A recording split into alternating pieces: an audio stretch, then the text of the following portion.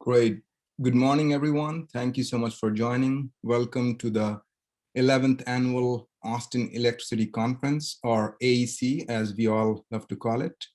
The theme for today's discussion is a very focused one and a timely one. What's in a timetable? Net zero carbon emissions by 2035 versus 2050. After me, Ross Baldick will get us started with more on the discussion and introduce the panelists. But let me really welcome you all. I'm Varun Rai, Director of the UT Energy Institute and a Professor of Public Affairs and Engineering. It's really great to virtually see so many old friends, mentors, teachers, and students.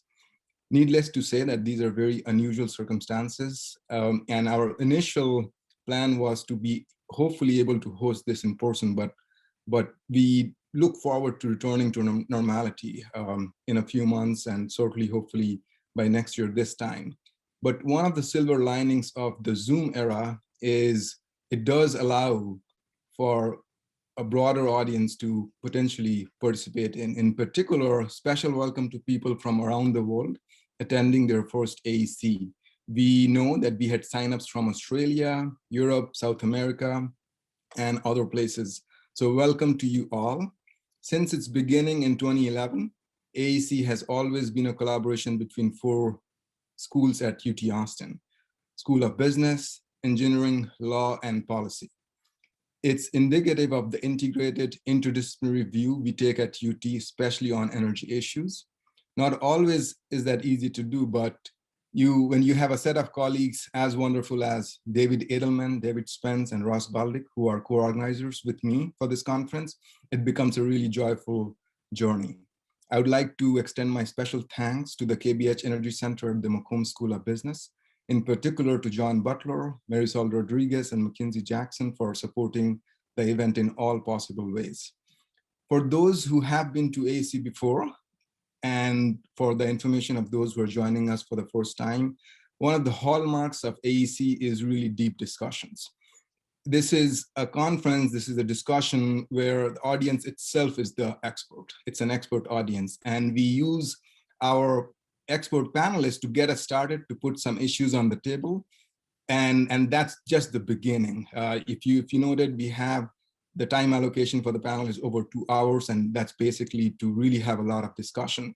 When we all are in person, that really becomes absolutely fantastic, and that is something that has that spirit, that experience, that deep discussion, that pushing each other, that critical view, and that coming together of scholarship, academia, government, industry, as well as nonprofit is really the spirit that keeps us pushing. We have tried to organize this in a way that will enable at least this similar type of a discussion. So to that extent, Marisol or perhaps Mackenzie will be reminding us how to get in queue for questions. So with that, I welcome you all and really look forward to the discussion. And next I'll hand it over to Marisol or Mackenzie for some instructions leading up to Ross. Welcome again. Yes, thank you, Dr. Varun. So today we really have 2 methods of participation. So they're really separated by the length. So the first way is really for short comments and questions. We'll be using the Q&A function. So that's located at the bottom of your screen. And this is where you can post your message and also respond to other questions and comments posted by other guests, and also upvote questions that you feel should be highlighted to our moderator and our panelists. So that just kind of lets us know that this is a question that we should bring into the discussion. Now, on the other hand, for more lengthy and substantive comments and questions, we ask that you use the raise hand function, which is also at the bottom of your screen. And this will indicate that you would like to verbally present your question. So once we move and progress into the actual discussion with our panelists, we will bring attention to your name, and then us on the back end will unmute you. Now, whenever your comment and question is finished, then we'll go ahead and remute you. And if you do find that you want to present another question, we'll put you in a queue again, and we'll ask you to raise your hand, and then we'll unmute you that way. So I believe that covers it all really on how we'll participate. So with that, I'll hand it over to our moderator for today, Dr. Ross Baldick. Thanks, Varun, and thanks, Marisol. I really appreciate it. I would like to share my screen. I think Marisol, oh no, I can do that. Good.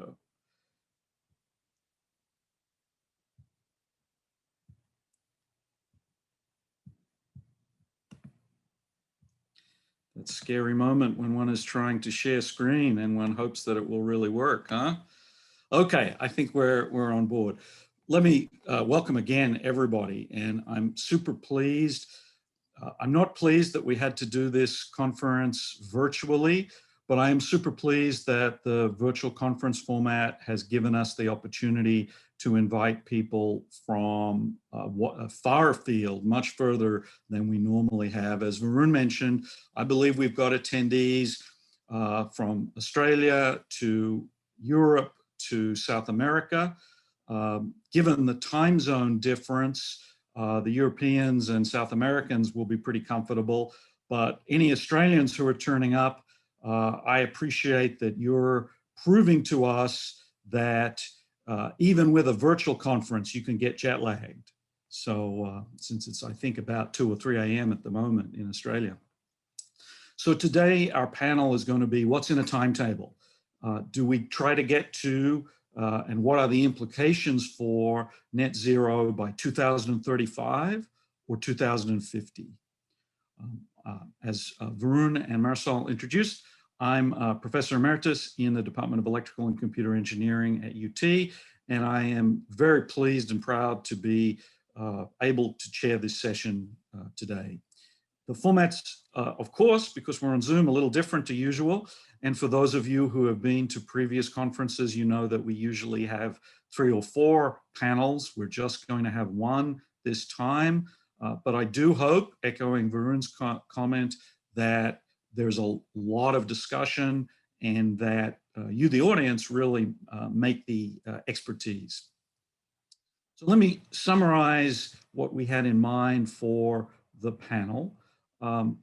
If we manage to achieve net zero by 2035 in electricity, there are implications for other sectors, of course.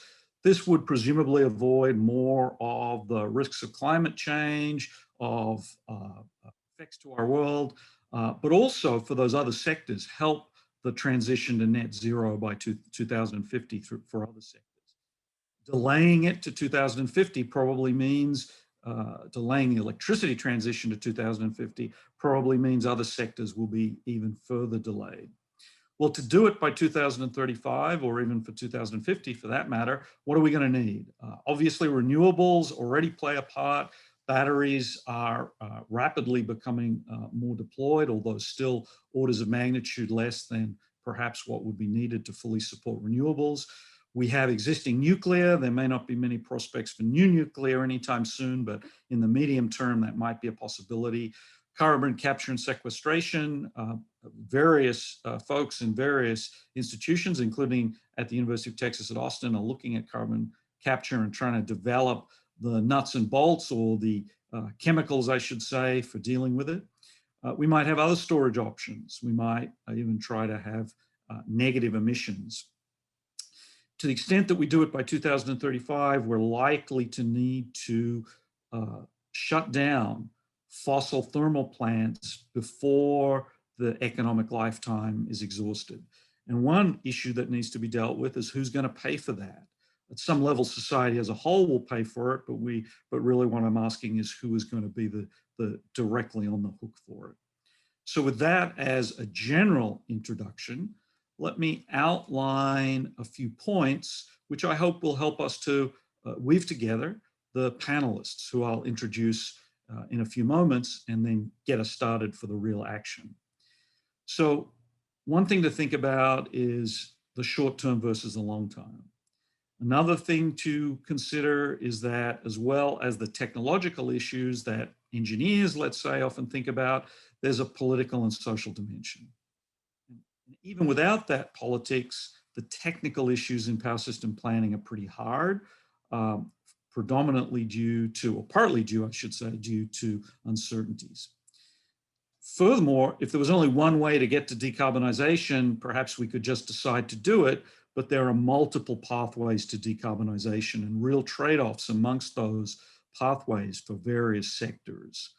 And then finally, the choice to do something by 2035 in electricity clearly affects the rest of the economy. So what about short-term versus long-term? As our first panelist will discuss, we tend to overestimate what we can do in the short term. And remarkably, 2035 is less than 15 years away. I remember as a boy thinking how old I would be in the year 2000, and now we're 21 years later after that. 2035 is quite proximal, and though net zero might be achievable in electricity by then, it would be certainly a big step to do it.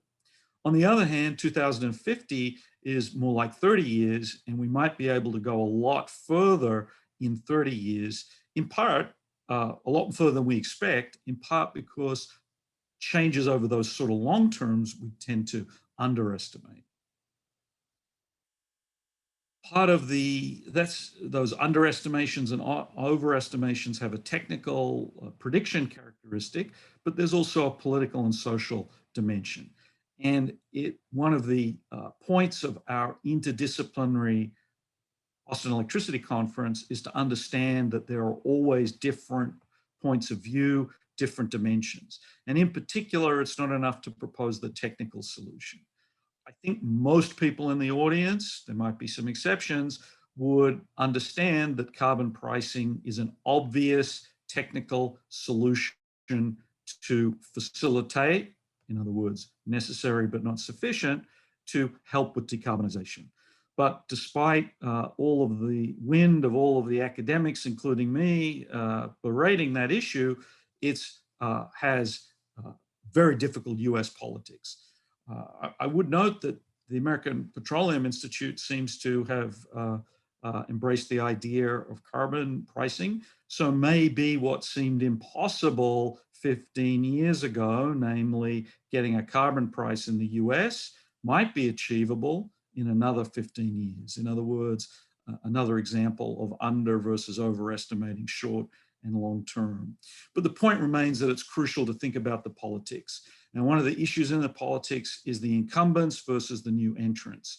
We're presumably going to need to have folks who were employed in the coal industry particularly, but perhaps the gas industry exiting. That's clearly fraught with political difficulties in every country that has coal and gas production. As I already mentioned, we will likely to have assets closed before the end of their economic life. But on the other hand, particularly as President Biden was arguing yesterday in Pittsburgh, we might see growth in employment at renewable and electric vehicle firms. As always, the political context often neglects the opportunity costs of created jobs, but from a political perspective, creating jobs is something that's quite important. Those political dimensions complicate planning, but even without the political dimension, there's a bunch of other stuff.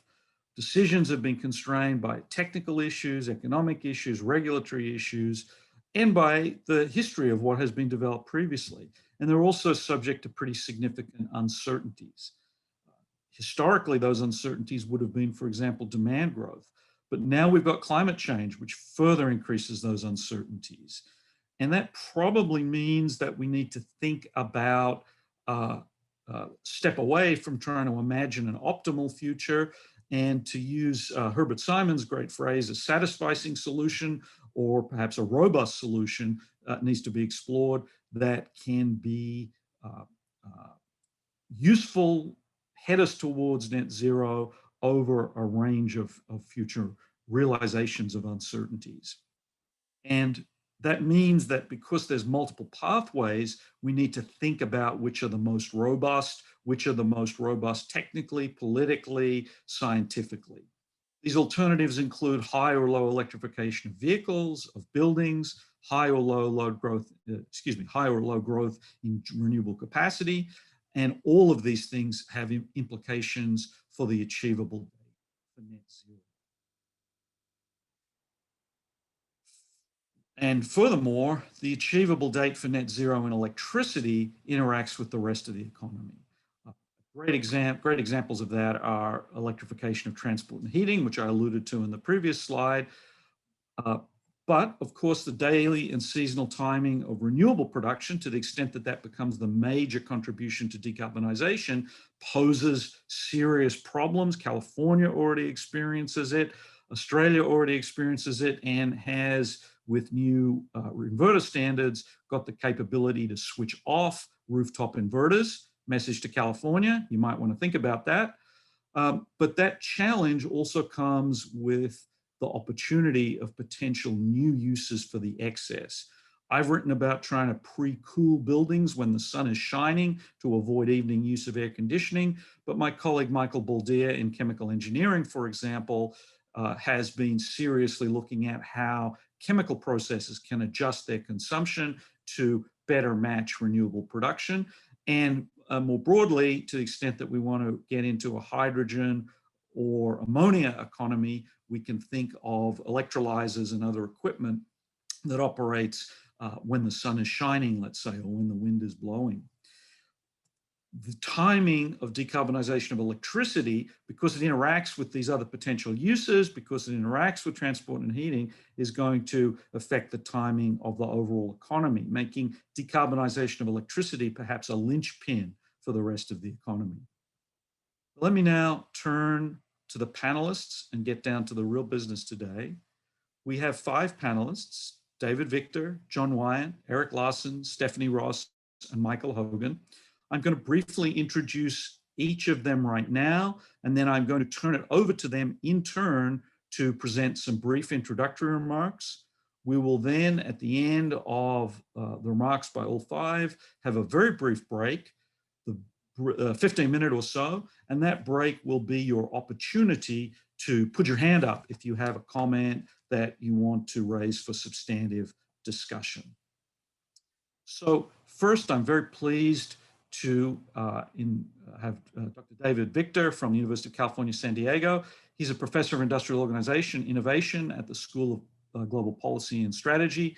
He co-directs the campus-wide Deep Decarbonization Initiative, which has been, from my anecdotal or casual observations, a very serious and long-term effort to decarbonize the campus, really a great case study and example. And he's a convening lead author for IPCC.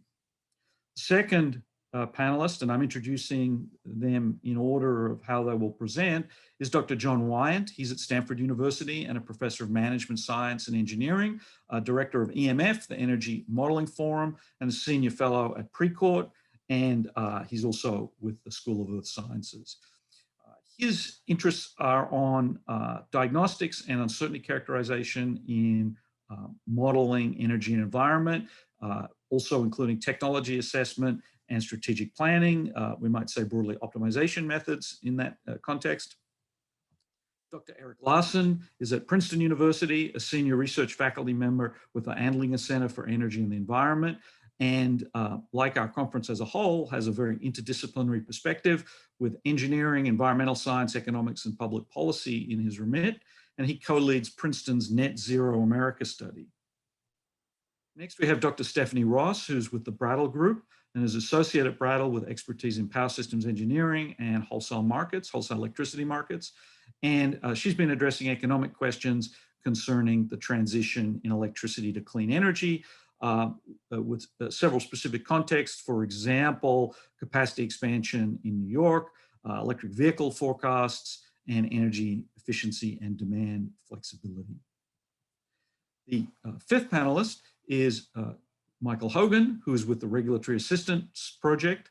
Mr. Hogan is a senior advisor on wholesale market design and power sector decarbonization. He's had 40 years of experience in the energy industry, power system marketing, IPP, independent power production development, independent power project development, I should say, natural gas exploration and production, and project financing and energy policy. With that, I would like to stop sharing and hand it over to our first presenter. And David, I would greatly appreciate you spending a few minutes with remarks I'm not sure whether you wanted to present all 100 of your slides or not, but if you do, please share your screen. Thank you very much, Ross, and really terrific to be with all of you on this wonderful panel and to be back, at least virtually, in Austin, and to see Varun Rai, who's an old friend and colleague. We did terrific work together at Stanford, so really thank you very much for the invitation. So I want to take my 10 minutes of fame here and talk about three things. And I come at this as someone who's trained in political science, but who studies technological change. And so I, in effect, study the interaction between technological change and policy choices, including regulation and market design and so on. And the first thing is really what you've teed up already, and quite rightly, Ross, which is how should we think about the rate of change? I'm of the view that 2035 is here already, especially for the power sector, especially for most aspects of infrastructure. And as a general rule, my sense is that we analysts often overestimate the speed of change in the near term and underestimate the profundity of change over the long term. And I think we know why that is. It's because really profound change requires lots of niche markets and false starts and so on. And when you're in the middle of a revolution, I think the aphorism is, at night, all swans are black. And you're in the middle of this revolution and you don't know what's real, what's not real. And just a few examples, take ammonia. People are thrilled with ammonia right now. My view is that the probability we're going to be running ships and heavy vehicles on essentially a toxic gas, that's low, but maybe it'll happen. Maybe we'll have ways of doing this. It seems to me that when we start really grappling with the realities, ships run aground, tanks leak, things like that, there's going to be a little blowback on the ammonia front. Hydrogen seems more promising. Costs are huge. The very first technical paper I ever wrote as a graduate student when I was spending the summer at the International Institute for Applied Systems Analysis outside Vienna was on hydrogen-powered aircraft. And I built this I was very proud of myself. I built this model. It had these hydrogen-powered aircraft starting off in a niche market in about the year 2000, diffusing into service, the kind of normal, beautiful S-shaped curve, and widespread adoption by the year 2020. I haven't been on a commercial airplane in the last year, but I'm not seeing a lot of hydrogen-powered aircraft out there. And you see this over and over and over again. There was the converted Tupolev 154 where the Russians flew in, I believe, once, and it's now parked ever since at an airport outside Moscow. So maybe it'll come back. And you see this in Airbus's plans, but Airbus's plans reflect what they needed to tell the European governments in order to get stimulus money. So when you look over and over and over again, what you see today that's exciting are all these niche markets and the beginnings of transformation. But almost everything is early on in the S-shaped curve. Frank Heels, who's a historian of technology, Simon Sharp, who's a diplomat, essentially involved in convening the next climate conference, and I had this study that we put out at the last climate conference, which goes back and looks at the history of technological change and then applies those insights to the 10 major emitting sectors today. And when you take a sober look at that, what you see is early stages, but not yet transformation of these markets. And so that's what makes me pessimistic about 2035 and deeply optimistic about 2050. To me, what's interesting is as you get older, you meet a lot of friends who have smart things to say, much smarter things to say than certainly I could say. And their things are totally diametrically opposed. So Václav Smil, who's a good friend, has a view of technological change in this business that is long and slow, 50-year time horizons. Kingsmill Bond, who's a good friend, has a view of technological change coming mainly from studying the capital markets, which is really fast. And both of them have a lot of evidence for their point of view. Neither can be simultaneously completely correct. And yet I don't know who's right under what circumstances. And the argument for faster change than we have historically is an argument partly about infrastructure, that if you're doing all this with electricity, then you're using a common infrastructure so you can change very quickly. It's partly about capital, that capital can move much more rapidly when it has the right signals than it can previously. And it's partly about policy, of all these governments pouring tons of money into greenery. Today is infrastructure day +1. So yesterday we had a plan for $2.2 trillion. Today we'll have a budget. It'll kind of be an imaginary budget, but big spending in the US side on at least visions of that. So that's the argument for fast. The argument for slow is exactly the same. It's infrastructure. Infrastructures, especially interlocking infrastructures, are typically slow to change, and they, all else equal, tend to benefit the incumbents. Capital, for all the talk about green capital and ESG and so on, I'm spending a lot of time in the capital markets these days. We don't actually see really profound shifts in capital that are transforming the investment environment. What we see is a lot of people going to conferences and talking about stuff and pretending to coordinate on ESG standards and so on. Nobody has a clue what ESG really means in detail. And so the capital markets are not mobilized and shifting in ways that are really profound. And policy, for all the talk about policy, half of or more of what's being announced won't happen. And policy outside of Europe remains uneven. And the kind of deep irony of the climate problem is that we tend to focus a lot on the leaders, like the Europeans or the coasts of the United States, plus Austin. But the leaders, ironically, the more they do, become less relevant to the problem directly, because their emissions go down and the other emissions go up. And so the whole game is not leadership, it's followership, it's getting other places. And so I think we can see as analysts, we can see this kind of huge debate unfolding about the speed of the transformation, where good arguments can be made on both sides. But when I take a step back from it as an analyst, I see wild claims being made for 2035 and not bold enough claims being made for 2050. Second thing I want to talk about is politics. I'm a political scientist, so I'm often invited into these teams to kind of talk about politics. And then when we're done, we go back to talking about engineering. Let's talk about politics. Politics is really, really important. We have to pay attention to this as a political problem. And I guess there are a lot of dimensions to that. Let me draw out just one dimension that is important, which is to distinguish between this as a static problem and a dynamic problem. So often people are asked, who's in favor and who's opposed to a decarbonization policy? It's a static question. The dynamic question, which is the right question, which is how do those interests change over time? And look no further than the electric power industry for an industry whose interests have transformed. Not everybody is out there hugging Greta Thunberg yet, but the transformation inside the power industry around deep decarbonization has been truly profound. And this is an industry, it's been nudged along by the implosion of coal and a variety of other things, but it is also looking at politics. And in most of the country, and indeed most of the world, it is regulated, heavily regulated, which means it has to pay close attention to politics, because if you don't pay attention to politics, then you're dead. And so that I think is really, that's the bellwether right now, but there's a lot of other industries where the interests are changing over time. And that's, I think, really important. One of the implications of thinking about this in dynamic terms as opposed to static terms is this helps explain, not fully, but helps explain why we analysts, when we're asked, what should we do about an externality, say carbon tax. You wake up an analyst in the middle of the night and say, what do you do about an externality? Tax. And so we have a Pavlovian response to what do we do about this problem, which is we should have market-based instruments, in particular, ideally taxes. I love this as an analyst. As a politician, from a political point of view, this is a horror show, because everything that we love about tax instruments, market instruments generally, transparency, fungibility across sectors, and so on, is bad news if what you're trying to do is put together and hold together a political coalition where the politics vary across different sectors. And so that leads you to a different point of view, which is regulation and industrial policy, and ideally done in a smart way, are much more important. And so I think that's just crucial for us to keep in mind. Danny Clonward and I have a new book out that is about that issue. But what it's really about, it's about thinking about the deep decarbonization problem as a politically dynamic problem, one where you're trying to create new industries and new interest groups and let them get more powerful, just like we're thinking about creating new technologies.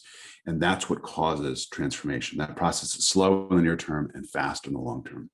Third, very briefly, I'll talk about before my 10 minutes are up and you give me the hook, is when we think about this as a political problem, we have to really pay attention to the incumbents, not just all the fancy new entrants, the Teslas of the world. We have to pay attention to what do you do about the incumbents?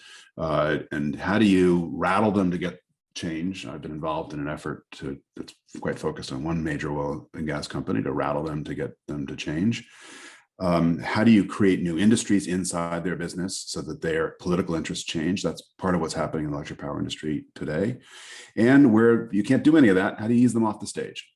And that's maybe a blunter way of talking about what's often called just transition, which is thinking about what are the parts of the society, in particular the less advantaged parts of the society, that are going to be harmed by deep decarbonization, and how do you give them confidence that these transformations aren't going to be as harmful, or maybe even not harmful to them. And that'll transform the politics. And so we really need to pay attention. Most of the infrastructure bill that was announced yesterday in the United States is actually about those kinds of topics. And I think a lot of analysts ignore it and say, oh, that's just all politics. But when you think about it, I think it's actually really, really important for thinking about this problem as a dynamic political problem, where we care about the new entrants, but we care an awful lot about making sure the incumbents either change their tune or go someplace else. Thank you. Thank you, David. Next speaker is John Wyant. John, would you like to share your slides? Okay, I'll give it a try.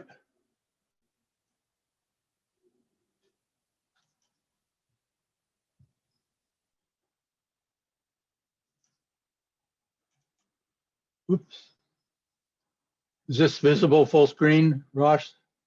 Yes, sir. Please. Great. Okay, I'd like to add my thanks to Varun, Ross, Marisol, and McKinsey at UT Austin for organizing us and keeping us focused, as you could actually well see in the very artful introductory slides that Ross presented. I also will admit he caused me, for the good of the cause here, to violate one of my major rules. There are about half a dozen people out there who I've vowed over the years never to follow to the podium because they're much more articulate and interesting than me. Unfortunately today, perhaps, one of those people is David Victor. Back to the storyline, I'm going to try to fit my comments in amongst the very accomplished other panelists here. Many of you may know one of my roles is to coordinate and advocate the national to global modeling community, and also serve as an internal critic. Again, in that last role, I look for learned people from outside the modeling community per se. And again, so no surprise, David Victor is on my top hit list of maybe top 5 people that we go to over and over again to give us, as David and I would call it as aviators, ground truthing about whether or not what we're doing is useful to anybody other than people who run august academic journals. So I would like to take a pretty broad view here. I think I'll come to pretty much the same conclusions, therefore, as David, but from a completely different perspective. I'd like to thank one of my concerns the last couple of years in particular has been assertions very strongly held and communicated by various parties, usually advocates or the media, about what the science of climate change actually says. As a 7-time participant in the IPCC, now kind of unofficial advisor to the leaders of the IPCC and other such efforts, I'd like to give you a little overview, because I think I'm the closest, perhaps, if I'm not mistaken, I am to a climate scientist, and this does dovetail with some of the kind of global so-called integrated assessment modeling pretty closely. So one thing you hear often is if we don't get out of emitting carbon and other greenhouse gases in 12 years, we're all going to die. I think if you actually read the technical details, including the IPCC and certainly the underlying literature, that's probably not true and somewhat distracting. Maybe it motivates some people, but I don't think it is actually a true statement regarding what the quote unquote state of the science actually is. Second, and related to the first, even more troubling when put together, is mitigation, despite all the obstacles that both Ross and David and our subsequent speakers will go on, is that mitigation is dirt cheap, kind of no-brainer, and you're likely to be able to make money by doing everything immediately than not. Third, something I do agree with, based on all the assessments, say the IPCC rounds, the special reports, and the National Climate Assessment here in the US, also the California Climate Assessment.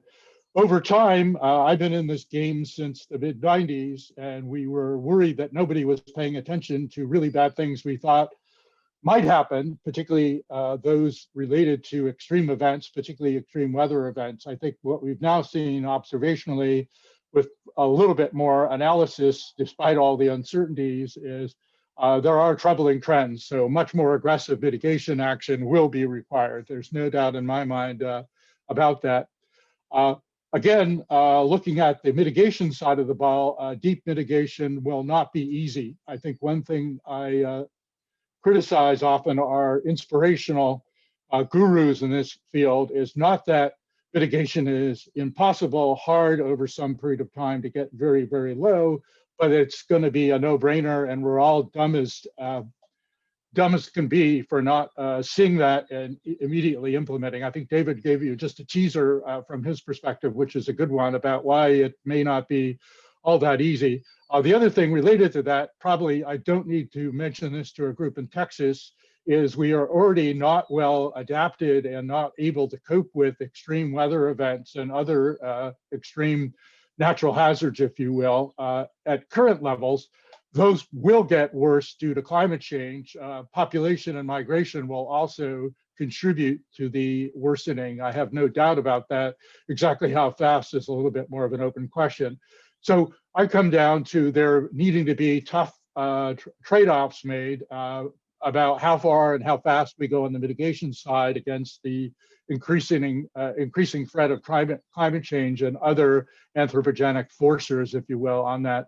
I'd like to give a brief, some of you have seen this before, a brief overview leading into net zero greenhouse gas emissions as an objective by talking about three popular framings of the climate policy problem at the global scale mostly, but also at the national scale. And those would be cost-benefit analysis, a la our good friend and frequent colleague, Bill Nordhaus, who won the Nobel Prize for his DICE model a couple of years ago. This essentially says you might be able to, this is a static version of what really is a dynamic situation. You could look at this as balancing the marginal cost of emissions control against the marginal cost of climate impacts. That gives you an optimum level of emissions, which we can move from static to dynamic, if you like, an optimal level of carbon emissions. Then you can fight about whether it's a tax or a cap and trade or just a cap that you use. This is actually a great conceptual diagram to keep us motivated, to keep us reminded, as Bill often does, that there is a reason we're mitigating. We're not doing it just for fun to show how badass we are and that we can do big things, but we're doing it for a distinct region. Many of his mitigation curves are actually based on a meta-analysis of energy modeling for studies. So that's one way you could do that. I would say, though, having been involved in both sides of this equation, there's pervasive uncertainties and tremendous complexity in studying all of these. So conceptually, you could do this, but in reality, as I'll show in a second, there's a tremendous amount of uncertainty. The next step is cost effectiveness. Why don't you just take the body of evidence, forget about quantifying the, particularly on the impact side, but to some extent also what our future mitigation technology is going to offer to us, and just pick a number and get started with it. That actually is not a bad thing. I view the net zero carbon or net zero greenhouse gases as an example of that, with a little bit more of a dynamic flavor. So the question, therefore, is on Ross's framing question for this: if there is a quantitative absolute target, when should it be and when should it be implemented? So there is greater uncertainty there. I would add to the discussion of mitigation costs and the complexities, uncertainties. Two big ones are, a lot depends on how you do it. Economists call this instrument choice. What policies and measures are the policymakers going to use to try to reduce emissions is critically important. Point two is, if we're doing this just from the perspective of the US and we get down to zero or even negative emissions at some point, what do we do about the rest of the world that has its own situation and own goals and objectives? Finally, the third one that's been very popular, was very popular during the Obama administration, will come back, or has already come back in the Biden administration, is the social cost of carbon. Now that basically takes the marginal cost of climate impacts and does a discounted present value, just that side of the ball, and does a discounted present value of the long run discounted present value impact of an additional ton of emissions. So nothing on mitigation there. Another challenge in doing those calculations is what is the baseline against which you're netting out the social cost of carbon. This also affects the other two approaches, but even more dramatically here. So you could basically choose a do nothing baseline or an optimal carbon tax trajectory and get totally different answers.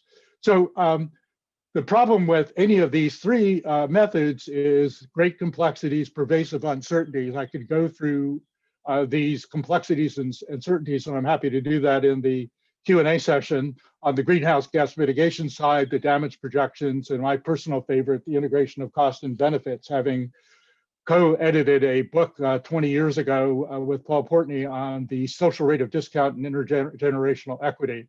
That is a very hard and partly philosophical mix. It ultimately requires a mix of ethics and social choice alongside some hardcore investment economics. So just to give you one picture of how big the uncertainties are, this is from a EPA report, which we used in our National Academy review of the social cost of carbon work, that shows that there is kind of a mean for a reasonable discount rate, say 3% in the range of 2.5 to 5%.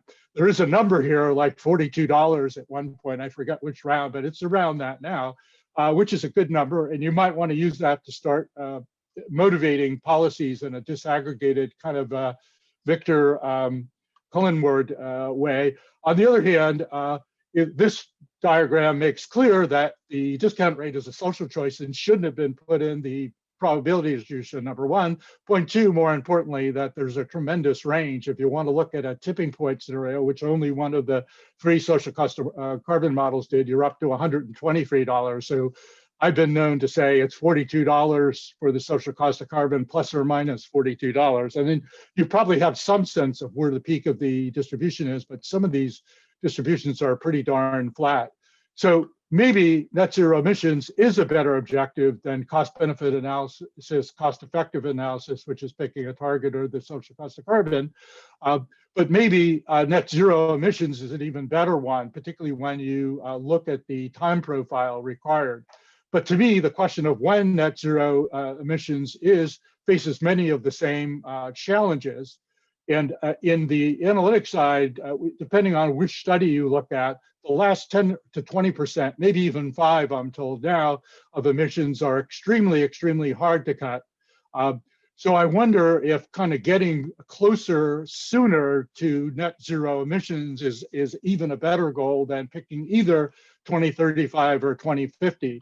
So the question I ask back to the people pushing for a date certain is why push aspirational goals that, as David laid out, may never be achievable? It's fine to have aspirational goals and righteous, but are you going to actually act as if they are the truth and nothing but the truth?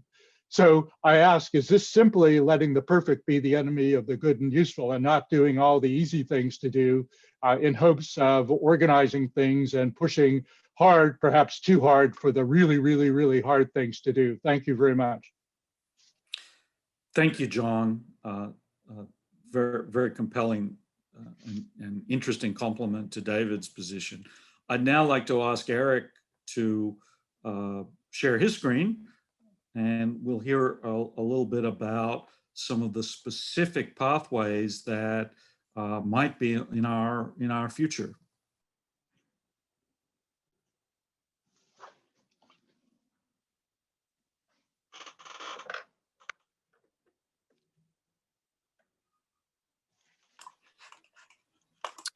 Great.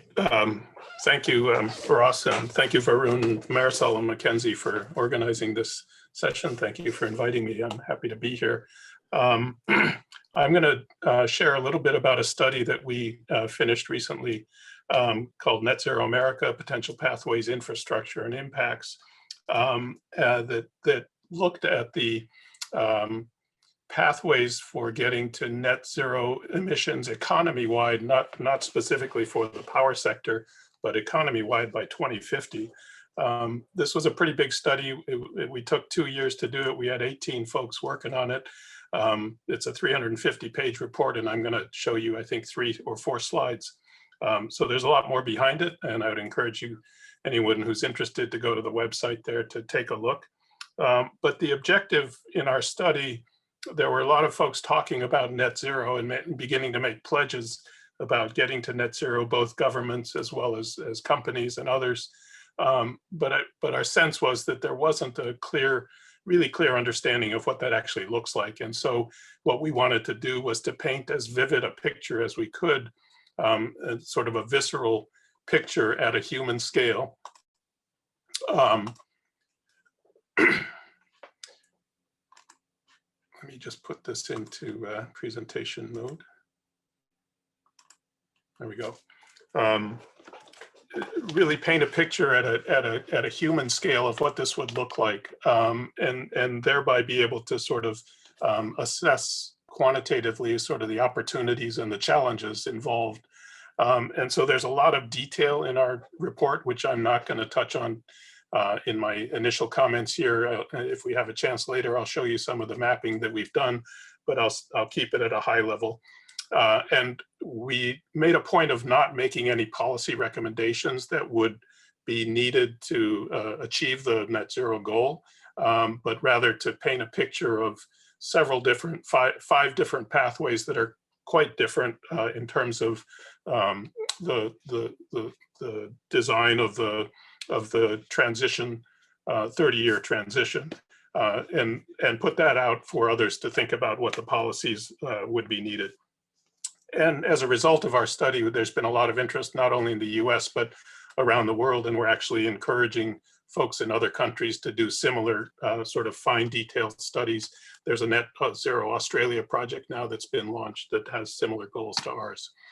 So let me jump right into some of the high level results. So there were 5 scenarios that we looked at. They're shown here. We have these acronyms E+, E-, and so on, as well as a reference case on the left.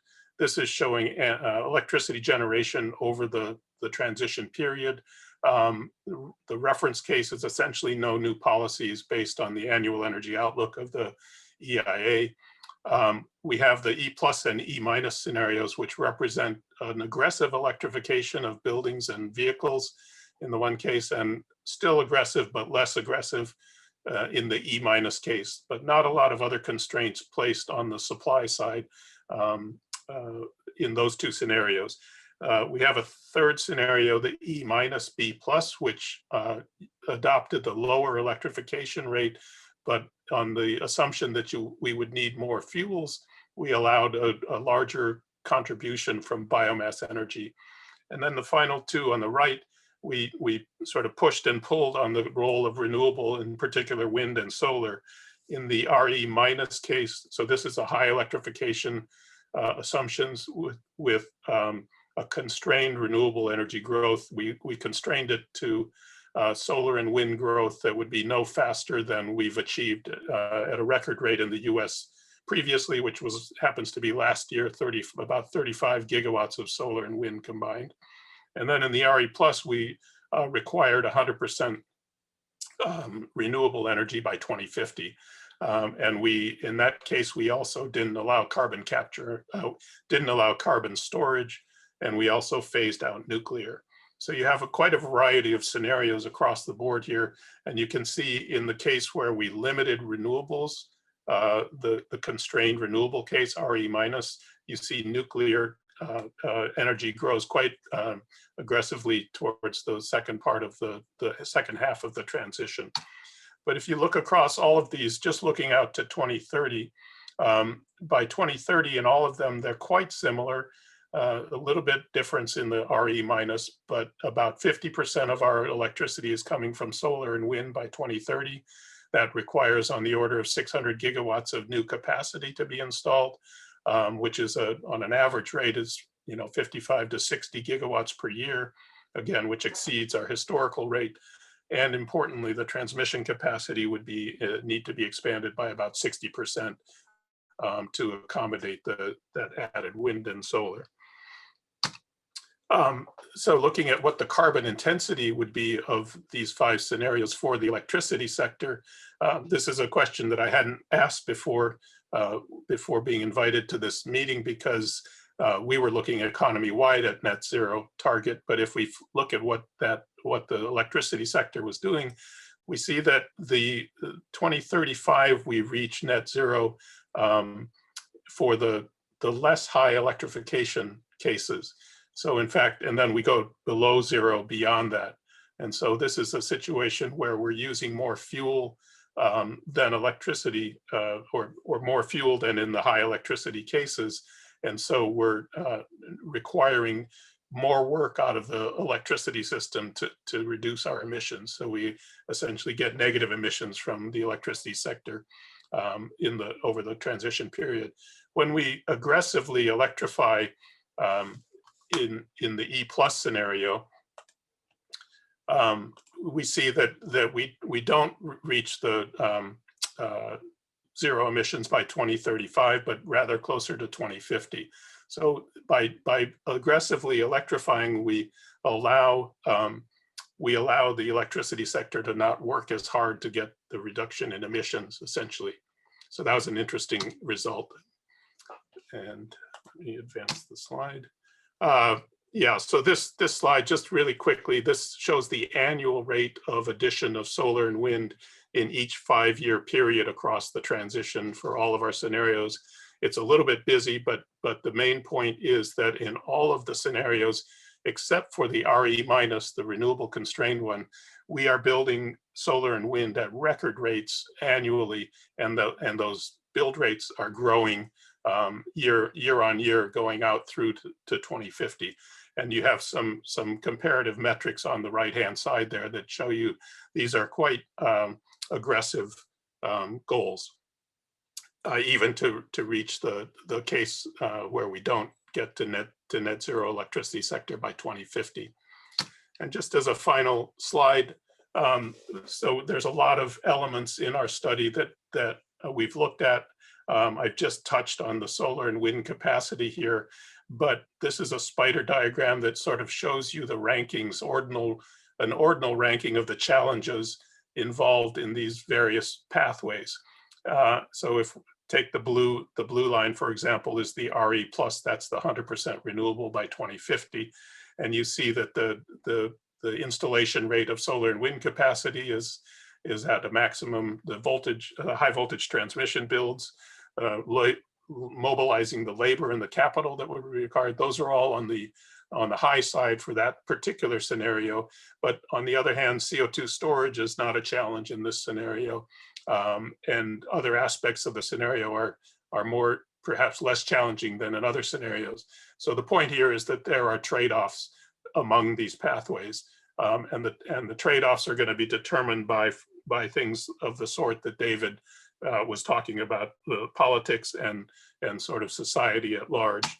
And similar sort of spider diagram, but showing if we're successful in getting to net zero by 2050, there are going to be impacts that society has collectively agreed to embrace or live with, as the case may be. There'll be added health benefits from reduced pollution. There'll be a lot more energy related jobs. There'll be more land use for various wind, solar, and biomass, and so on. And so again, there are trade-offs, and there's no single best pathway, we would say. And in fact, we don't offer a suggestion on which of these is more likely or less likely, or more desirable or less desirable. That's ultimately a conversation that we need to have as a society. So I'll stop with that. Thank you. Thank you very much, Eric. I'd now like to turn to Stephanie. Stephanie, would you like to share your screen, please?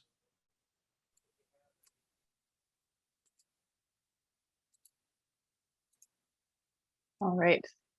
Can you see that? Yes, ma'am. Thank you. Okay. Great. Hi, everyone. Good morning.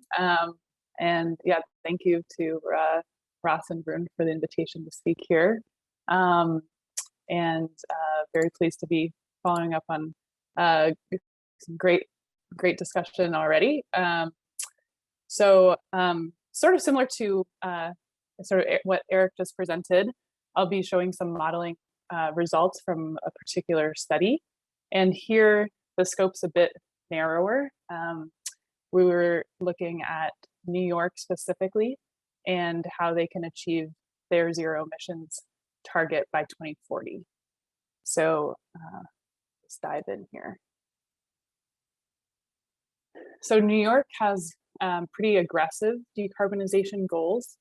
So they're trying to hit 100% zero emissions electricity by 2040, and then by 2050, an 85% economy-wide decarbonization.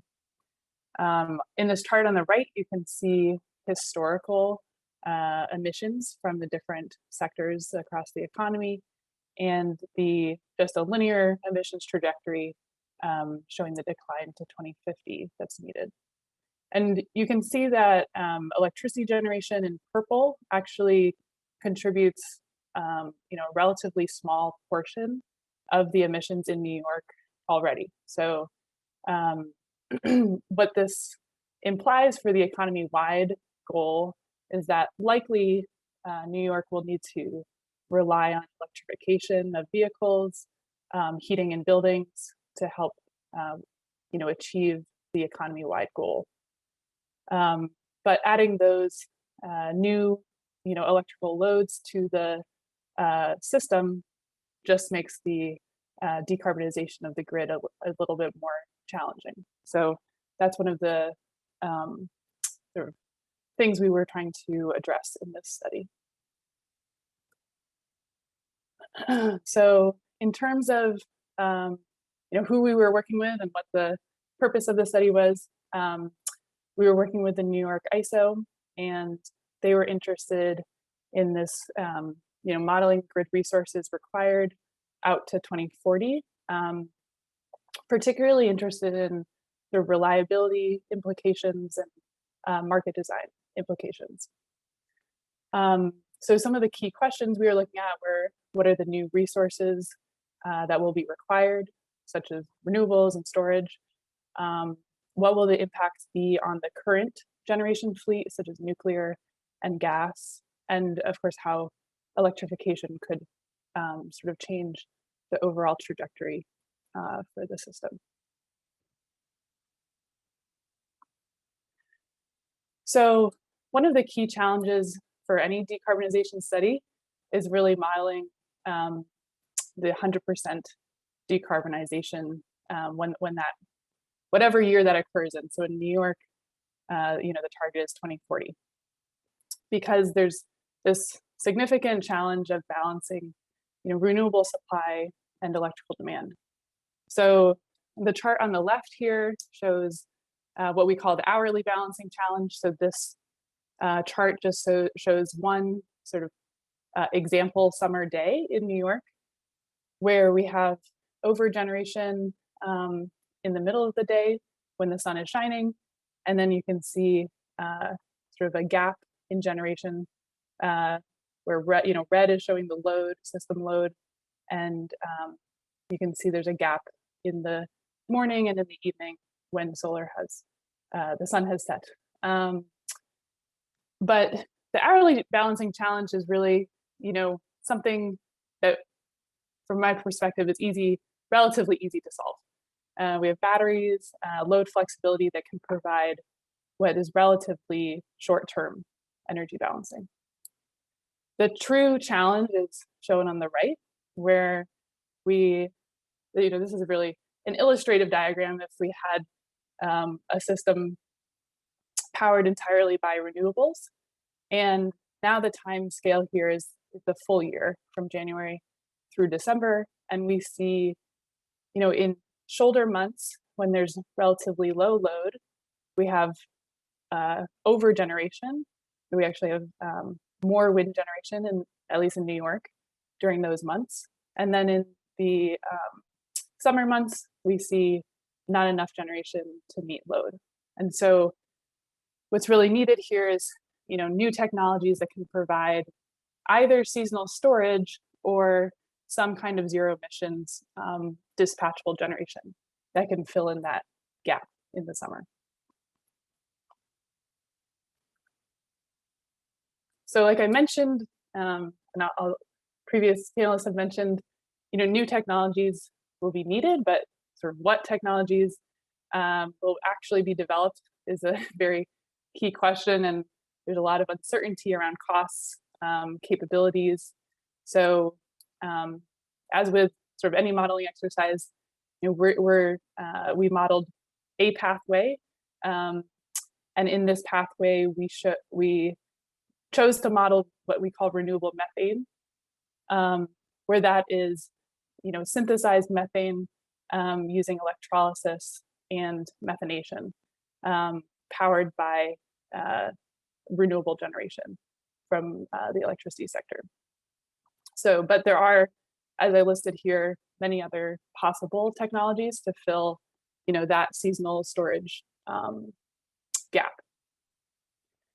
So in our modeling treatment, we modeled renewable methane being consumed as a fuel in both existing and new gas-fired power plants. And then we also modeled the production of methane.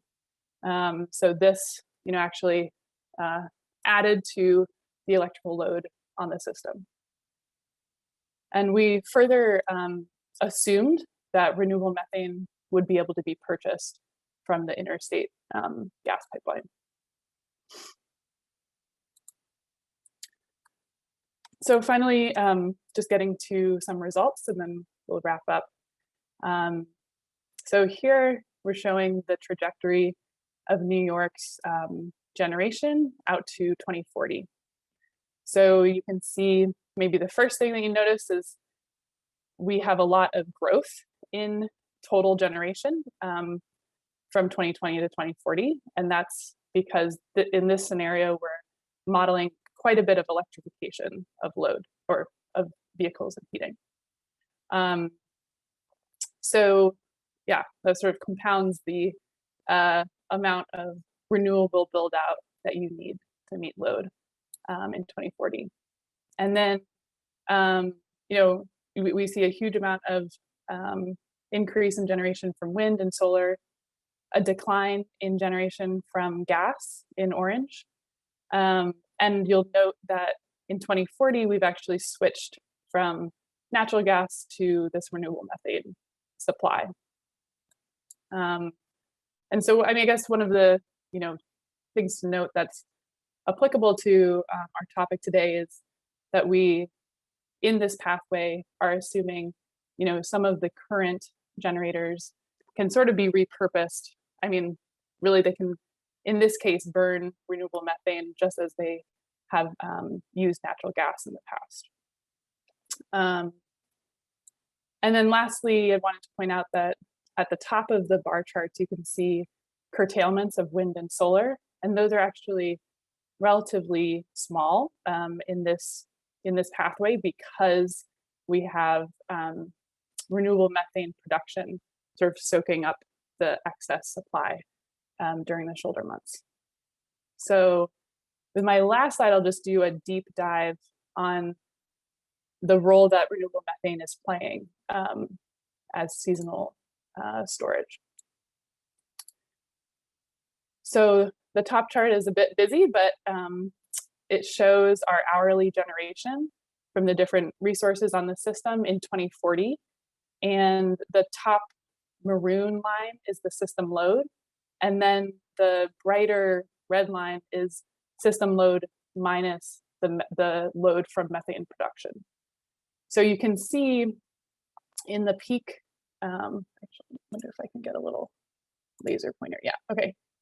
So in the peak hours, so this is a winter peak, summer peak, you can see that we're actually consuming renewable methane. That's the sort of bright or the light orange area there. So that's helping to meet peak. And then in the shoulder months, you can see there's a significant increase in system load from the production of methane. And perhaps the chart below is a little bit easier to see this pattern of consumption and production of methane, where you can see the consumption occurring in the light orange during the peak periods, and then production in the shoulder season. So I think I'd like to close just saying that hopefully this is just one specific example that can help spur some discussion around what technologies we might see filling this crucial seasonal balancing gap that I've identified. So thanks, everyone.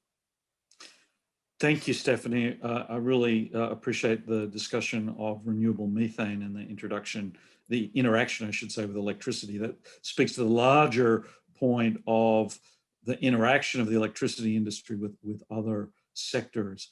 I'd like to now invite Mike to present and share your screen. Thank you so much, Mike. Sure, and thank you, Ross and Arun and others for including me. I feel like a patient sitting in a medical practice with all these doctors swimming around. I'm the, I guess the lone non-doctor, lone practitioner, which is either a good thing or a bad thing or both. But I very much enjoyed the foregoing presentations, and I think a lot of what I'm going to have to say just is a riff on some of those themes. Could you go to full screen, Mike, please? I can. Or to how's that? Excuse me, I meant yes, perfect. Thank you. I think we'll start with the final answer, which is okay. Why are my slides not proceeding?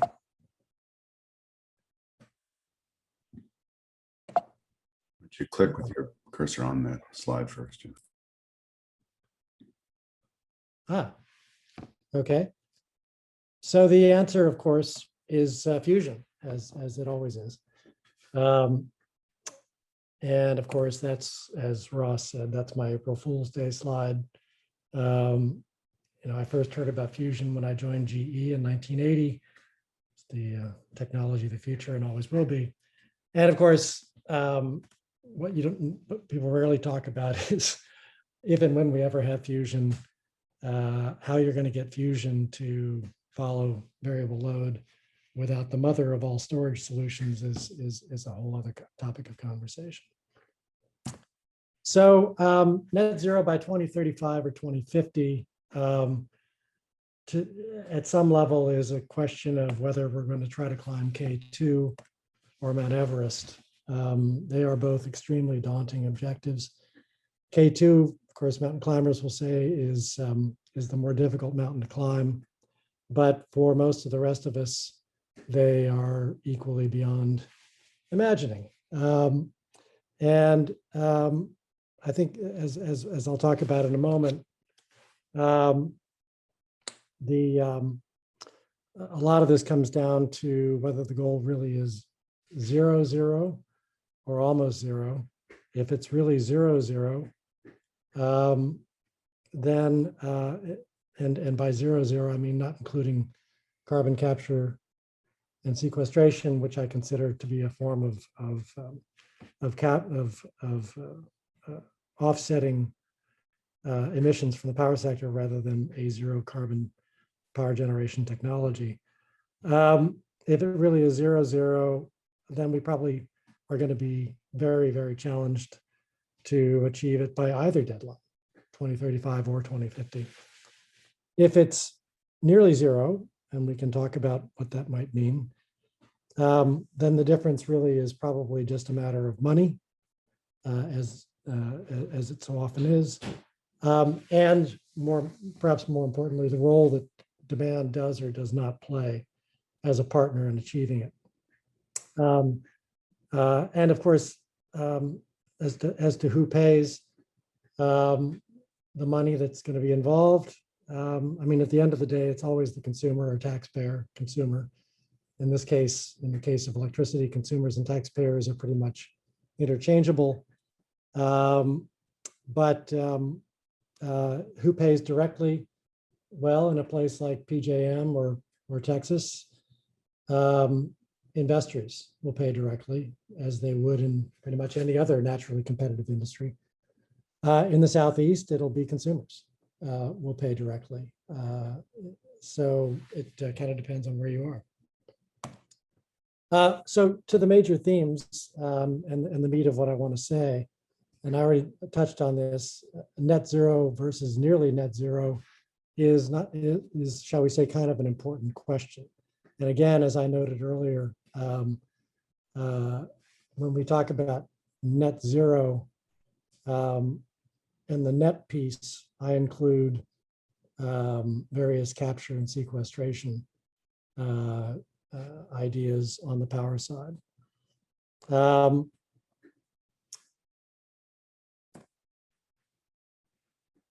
Sector coupling is the phrase in Europe. I'm referring to it here as dancing the energy tango. This has been touched on a lot in the previous presentations, but we're not talking about the power sector in isolation here. The objective of achieving net zero by 2035, if that is going to be the objective, is not driven by the power sector. It's driven by the need to decarbonize other sectors in the economy by 2050. And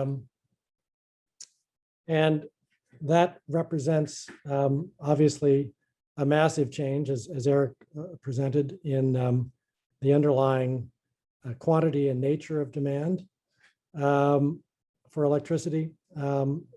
And whether that is a massive challenge that makes K2 look like a molehill, or whether it's an opportunity that chops K2 down to the size of, say, Mount Washington, near where I live in New Hampshire, is going to be determined to a large extent, although not entirely, by the extent to which demand becomes involved in this process. And that's going to have implications for one of the other major themes here. That is that the what I call the big three, which is demand side, and by demand side, I'm obviously referring to energy efficiency and demand response. The challenge of operating a system that is predominantly supplied by inverter-based resources. And then the third of the big three is, I have here in quotation marks, hydrogen, which is a stand-in for the long cycle energy shift that, for instance, Stephanie presented in her slides.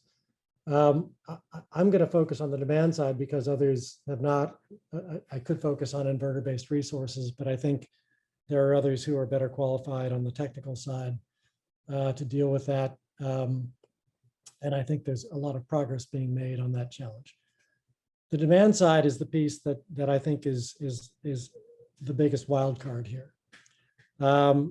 Eric presented, a series of scenarios that the terrific Princeton study addressed, but I think you have to add a Z-axis, or as Ross would call it, a Z-axis, that looks at the extent to which demand participates in the process, because the large run-up in the consumption of electric energy in the various electrification scenarios translates into a nearly impossible challenge of investment if demand continues to be as passive as it has been historically, or actually turns into not only a somewhat dramatically reduced challenge, but even an opportunity if demand can be activated in ways that it certainly can be and needs to be. And by opportunity, of course, I'm talking about the fact that it offers the opportunity, as Stephanie illustrated in one sense in her slides, to make much greater use of the investments that we're going to make in variable resources, and in so doing dramatically reducing the cost and the timing and the obstacles, the land use obstacles, et cetera, to achieving the transition, whether it's by 2035 or by 2050. And then, of course, there is the energy efficiency piece, which I'm sure Amory will spend quite a bit of time on in his keynote address. But it just has to be said, there are some people who will point to, as we go to closer and closer to zero carbon on the supply side, that energy efficiency would be less important, and nothing could be further from the truth, because it goes from principally a way of reducing emissions to a way of reducing the need for capital investment. And also a way, when we talk about building efficiency, deep building efficiency retrofits, especially in the residential sector, as we saw in February in Texas, the difference between a very efficient building and a very inefficient building is not only the amount of energy that it has to consume wherever it comes from, but it also is the difference between a building that is a burden on the system to one where a building can be pre-cooled or preheated and actually act as a way of assisting the system in the balancing challenge that Stephanie talked about. And it is also deeply an equity issue, of course, because buildings that in the February event became uninhabitable in 6 hours are buildings that with even a modest level of efficiency retrofit could have remained habitable for a couple of days. And that, of course, is a life or death difference. Talk about market versus policy. I don't want to dwell too much on this because we should get into it in the Q&A session. But I am a big proponent of letting the market do its job, the energy market do its job. And I'm talking about the current energy market. And I am convinced there's no better tool out there to integrate the investments that we're going to zero carbon resources and focus on policy as the principal driver of the timing of the transition that needs to be made. And by policy, I'm talking about things like energy efficiency retrofit programs, deployment of flexible demand technologies through things like standards, and market-friendly demand or zero carbon energy demand policies, such as continuation of renewable portfolio standards. My concern about any number of the ideas that are put forward that talk about tossing the energy market aside and replacing it with government-backed long-term contracts for commercial technologies. I think there are a lot of problems with that, but one of the most important is highlighted by the number of comments that have been made already about the profound levels of uncertainty surrounding this. And David talked about overblown promises for 2035 and a shortage of sufficient imagination about what can be done by 2050. If we start handing out 30-year contracts, 30-year contracts for what we have in front of us today, we're either going to lock ourselves into a very high cost pathway almost inevitably, or we are going to end up with a very different stranded cost settlement issue than the one Ross has presented. Not a question of paying for the stranding of assets that already exist, which of course is going to be a significant issue, especially in the 2035 scenario, but stranding of investments that we're going to make in the next 10 years. Because it is simply the case, as has been noted by a number of people here, that we don't know what the technology opportunities are going to be. We don't know how aggressively we're going to exploit the opportunity to use the demand side to dramatically reduce the costs and complexity of achieving this transition. I'm going to wrap it up here. David talked about hydrogen airplanes. I can top that.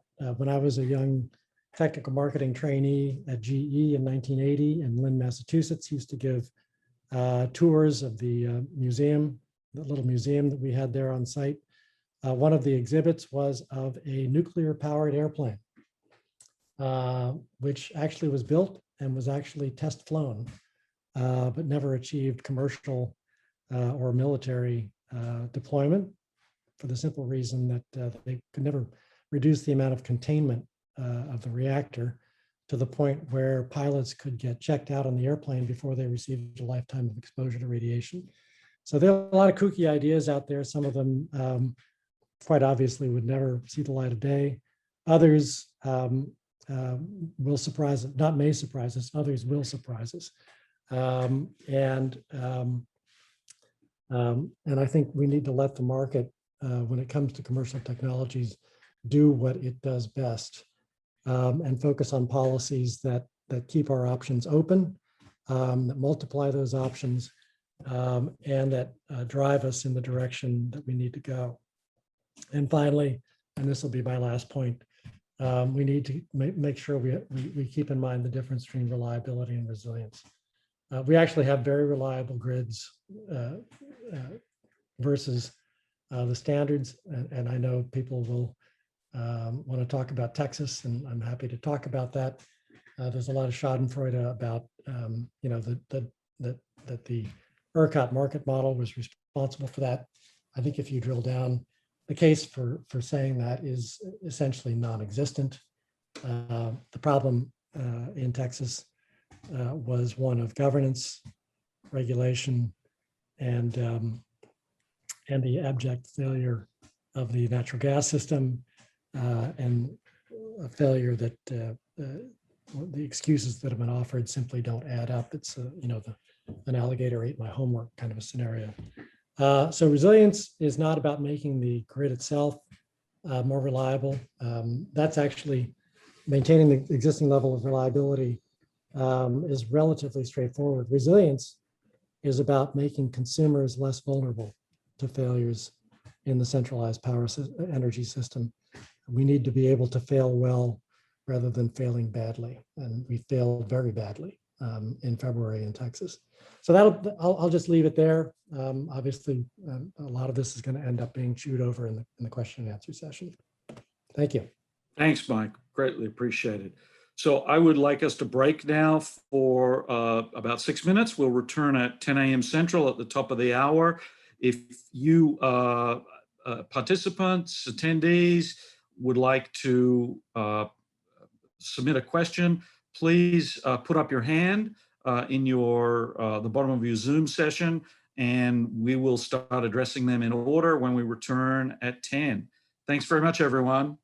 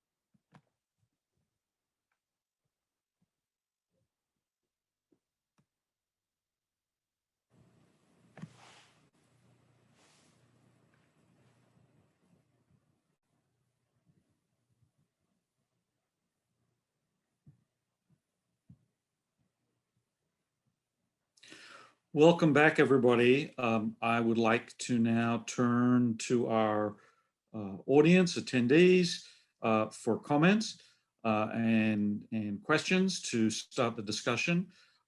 David Spence had a question to all panelists. David, I'd like to unmute you, and if I can. I unmuted myself.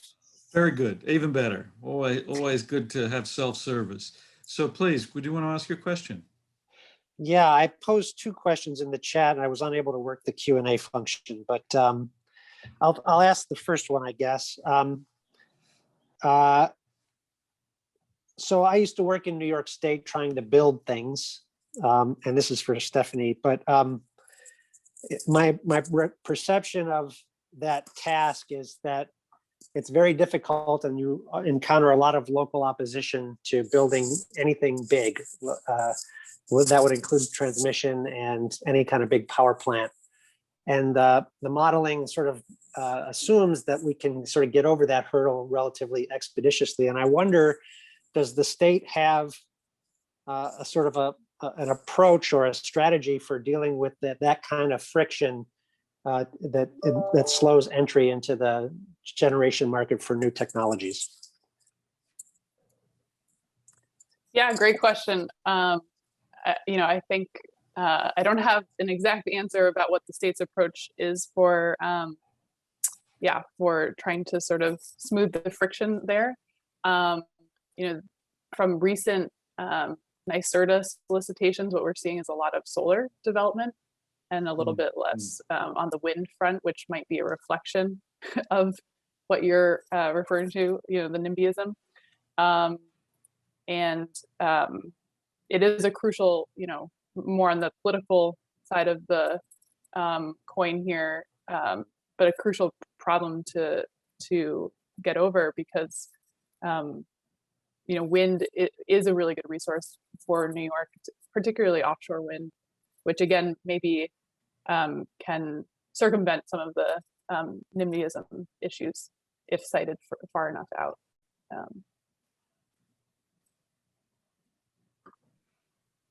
Thank you. Does any of the other panel have anything to add to that?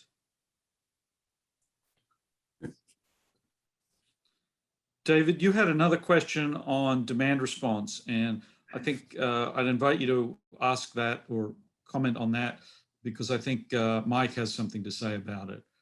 Okay, so the other question was, basically about we read a lot of these models, including the Princeton model in a seminar that I teach, and they make differing assumptions about the need for or the amount of firm generation that's needed for backup to a high wind and solar future, and they vary from everything from sort of backup, say, gas-fired generation that's big enough to supply everything in some sort of unusual wind drought environment, to people who rely heavily on distributed energy resources and demand response and batteries.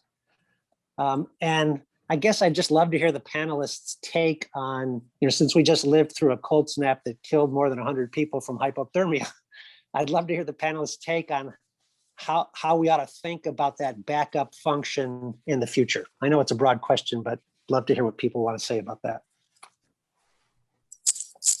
Mike, do you want to start? Sure, I'm sure others will have comments as well. First of all, I'm always very reluctant about or resistant to throwing DR and DERs into the same pot. They are in some ways, from a wholesale markets or wholesale system perspective, they can look similar, but DER ultimately is a supply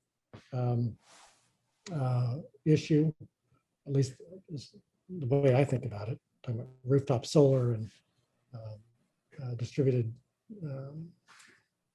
diesel generators, et cetera. Whereas demand response, the way I think about demand response, is a more organic give and take partnership between consumers and producers and grid operators. The discussion around demand response seems so often to very quickly revert to talking about the kind of demand response we used to use 40 years ago, which is fine. I mean, it still has some value. It has the same value today and tomorrow that it had 40 years ago, which is reducing demand a few times a year to shave peaks. That's demand response as a supply resource, like DERs. And I'm not saying it has no value. What I am saying is that it adds virtually nothing to overcoming the challenge of decarbonization of the power system, because it can't be used on a daily basis, can't be used even more than a few times a year, and it only shifts demand in one direction, which is down. And as Stephanie showed in her slides, the nature of the challenge is bidirectional. And so we're really talking about, I am not talking about demand response as a supply resource. Principally, I'm talking about it as an energy resource, or as an implicit demand response that is responsive to whatever information is available from the system about whether energy supply is plentiful or dear. As electrification proceeds, especially if we proceed with the easiest or not the easiest, but the most impactful measures we can take, which is to increase the energy efficiency standards of residential buildings principally. The opportunity for that sort of demand response, implicit demand response, is going to grow significantly. It's important not just for the wholesale system, it's very important for the distribution system. And it's up to a point, it's not just that it's not expensive, it's actually very cheap. It's a small, especially if you think about demand response using various thermal energy storage technology opportunities, it's a tiny fraction of the cost of batteries. Now, how much would it have helped in February in Texas? It would have helped a little bit, but the Texas event was the sort of thing we talk about with the long duration energy storage. So we could have preheated buildings if we had the opportunity. We could have done a lot more with, as Allison Silverstein has pointed out repeatedly, with sectionalization of demand on distribution feeders, so that instead of protecting entire feeders because there happened to be a hospital or a fire station on it, we could have protected the hospital or the fire station and employed other non-critical demand on those feeders as part of the rolling curtailment solution. And while that wouldn't have made the event go away, it would have made the event a lot more manageable. The reason that 20 gigawatts was, or most of 20 gigawatts was out for 3 or 4 days was because once you'd taken all the feeders out of contention that actually had critical loads on them, there really wasn't much left to curtail, and what was left to curtail ended up being curtailed for days at a time. And that's another dimension of demand response that I think is critical to think about. And again, except for the upfront cost, which might be fairly material to expand the back office capability necessary to achieve that, we already have this. Texas already has the smart meter deployment level that would be needed to achieve it. What we don't have is the back office capability at the LDCs.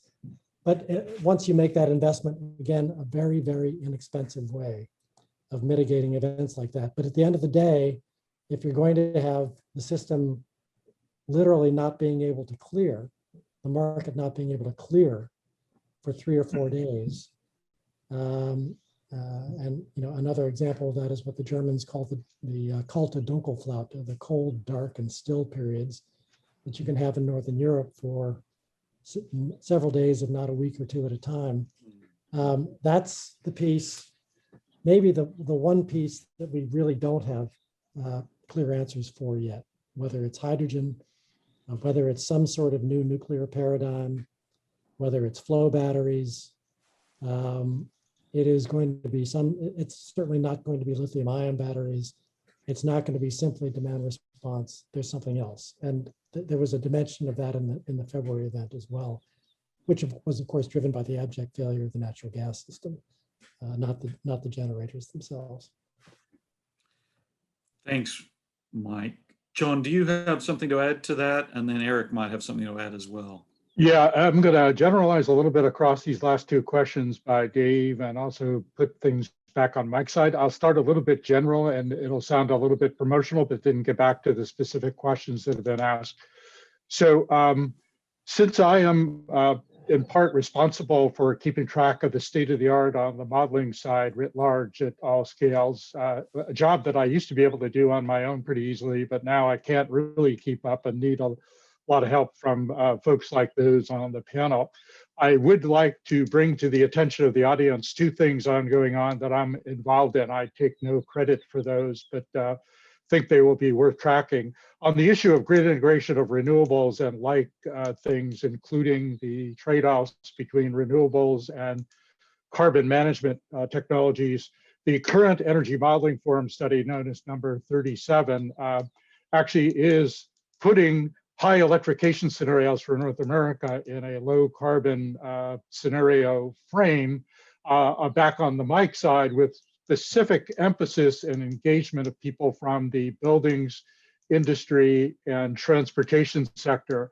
The argument there initially was that most of the national type models, either electricity oriented or all energy, are not very thoughtful, good, deep in that regard. So we're reaching out to people like Stephanie and whatnot. I would say from my point of view, to the extent I know it, Eric's study is probably kind of state-of-the-art-ish for that scale of modeling on grid integration. But one thing I've learned is the state-of-the-art is good, but it's not perfect. So one thing I hope to be able to do as early as Friday is get either Eric or Jesse to at least track our study. So this is, for those of you not familiar with EMF, some of the issues that Dave raised are basically formulation structural differences that are very hard to tease out of reading the individual studies. So we actually do, as Ross and others know, these kind of diagnostic and policy-oriented scenarios. On the other point that Mike has been harping on, resilience, there is a new program that I'm also actively involved in, but so are 150 other people in the DOE Office of Science called Multi-Sector Dynamics. There are now 6 national teams pursuing this. This was a spin-off from the old integrated assessment program. So they're looking at energy, water, land, air pollution, political, legal issues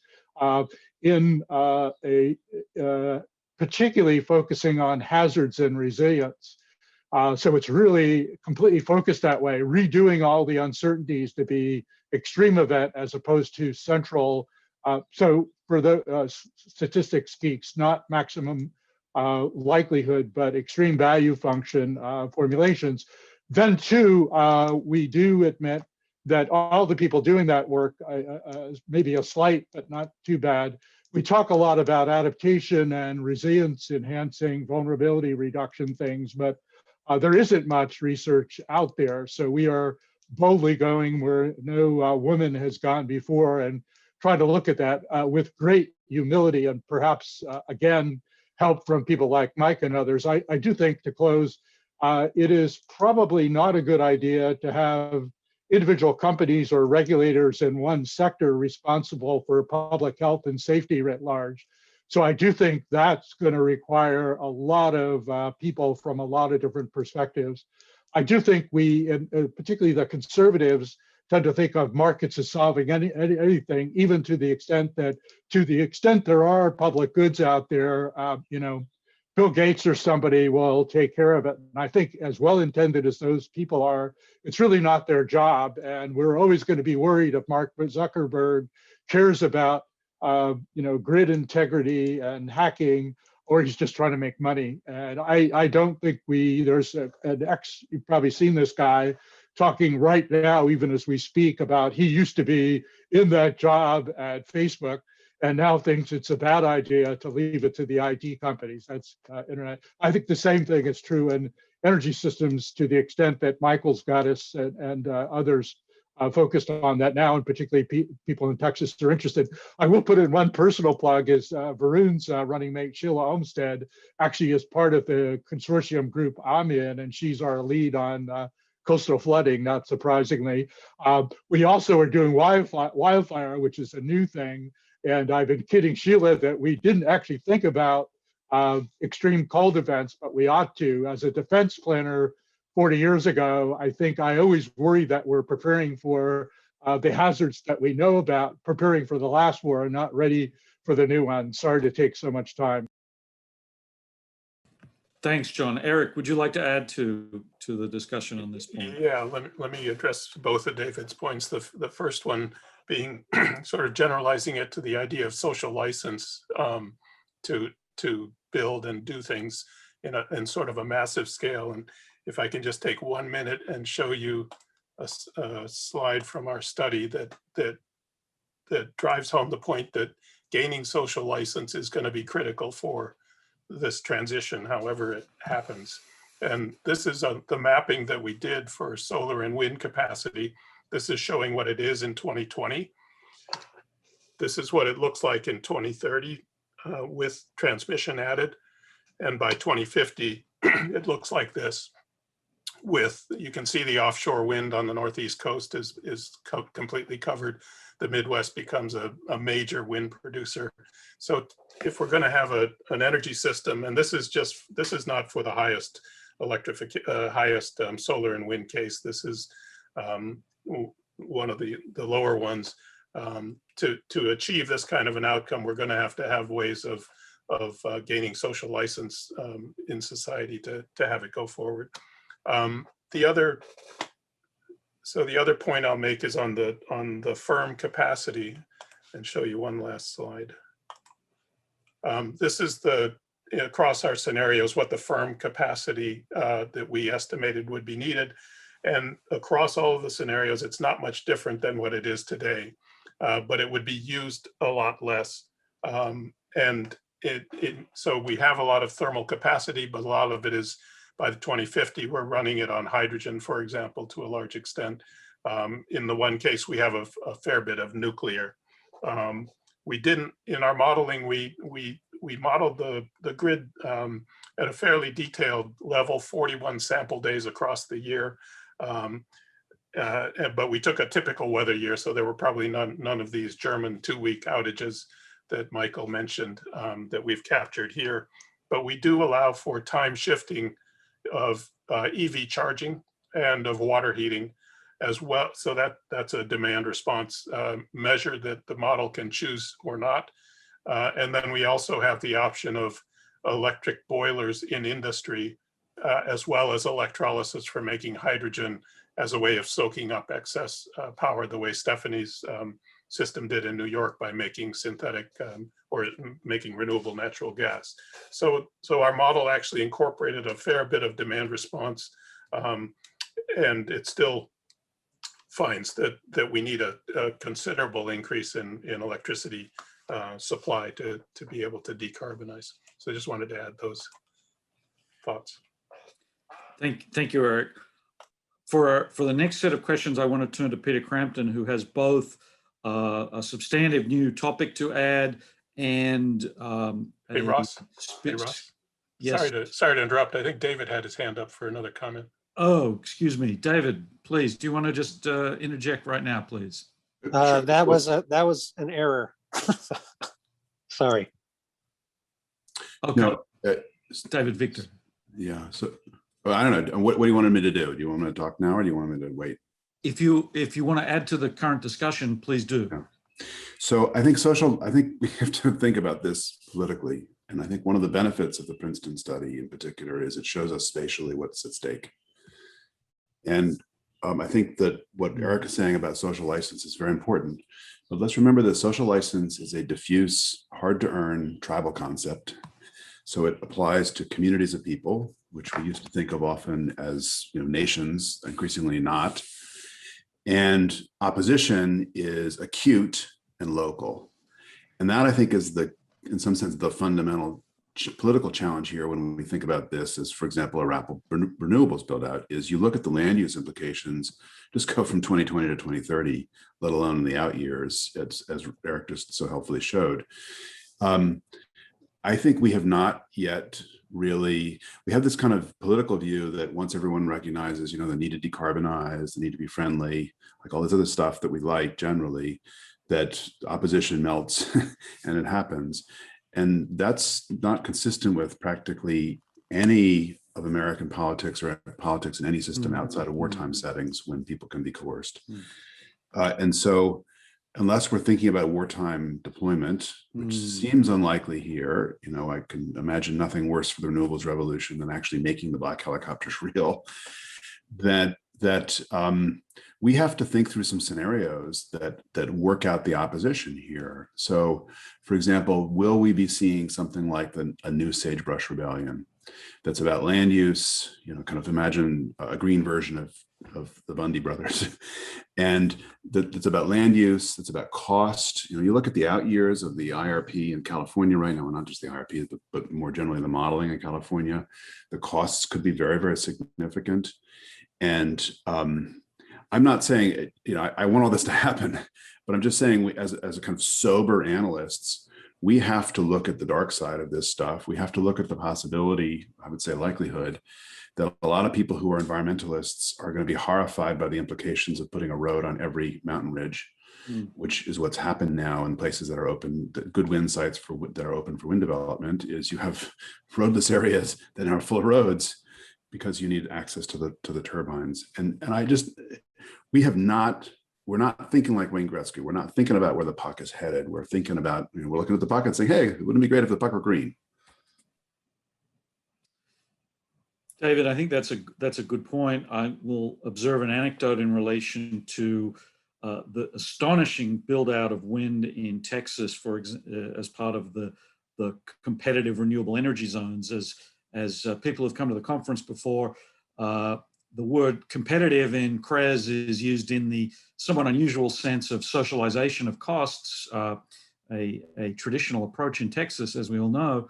But the point I want to make here is that the main opposition to the huge build out in transmission did not come from the folks out in West Texas. The great opposition came to my fellow property owners in the hill country around Austin who objected to having our view shed buggered up by transmission lines. In other words, ostensibly, to sharpen your point, ostensibly environmentally minded people who enjoy the beauty and own the beauty around the hill country were the ones who really hated the transmission. As my colleague Michael Weber has occasionally said, the reason why you can build so much greenery in Texas is because Texans don't care about the environment. So that sort of further sharpens the difficulty of building that sort of infrastructure. Did any of the rest of the panel want to further add anything? But can I just say, that's because we're not actually talking about the environment correctly. We're talking about the environment as if it's a variable. It's 10 instead of 9. It's a vector. And so people, this is how people can hold when it comes to environmental issues. And shockingly enough, this is not exclusive to the environment. People can hold seemingly incompatible views because they're interested in one dimension of the environment and not other dimensions of the environment. And everybody's got their own definition of environment. And I'm shocked to learn that in a political system that you've socialized costs and privatized benefits. I mean, that happens all the time. Indeed. I'll just add, Ross, that I think that this again reinforces the point about when we think about market design or whatever, policy design, whatever,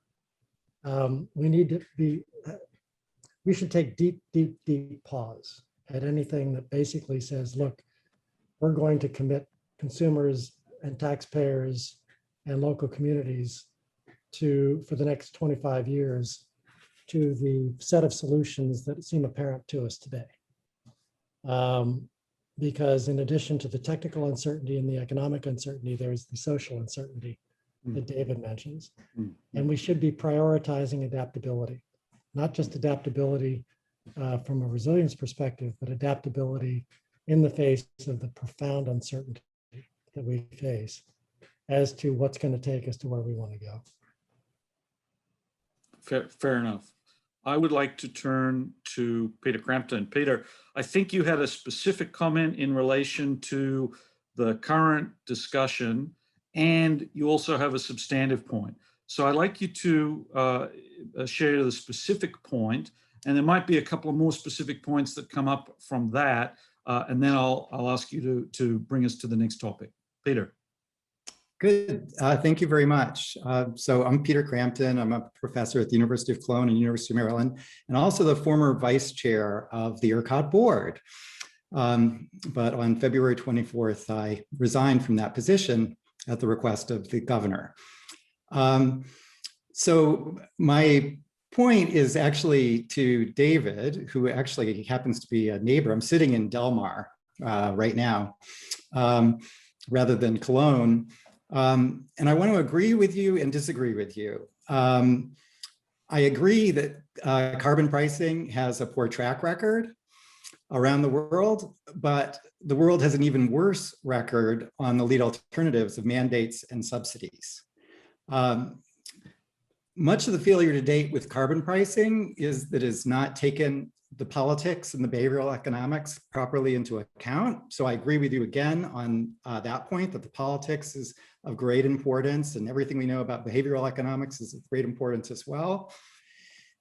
I believe if we properly frame carbon pricing as imposing the social cost of carbon on emissions, which it is, it's not a, I don't want to use the word, that word that starts with T, it's not a tax, it is a price.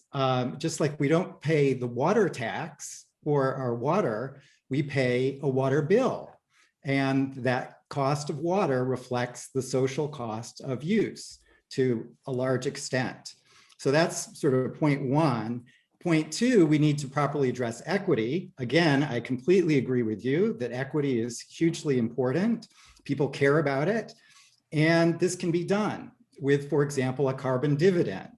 So rebating the money back basically makes over 70% of the population better off financially, ignoring the environmental benefit. And then finally, with respect to international negotiations, we need to harness reciprocity as the solution to a large public goods problem. There is tons of evidence that this is the best and perhaps the only solution to public goods problems, where you really exploit reciprocity.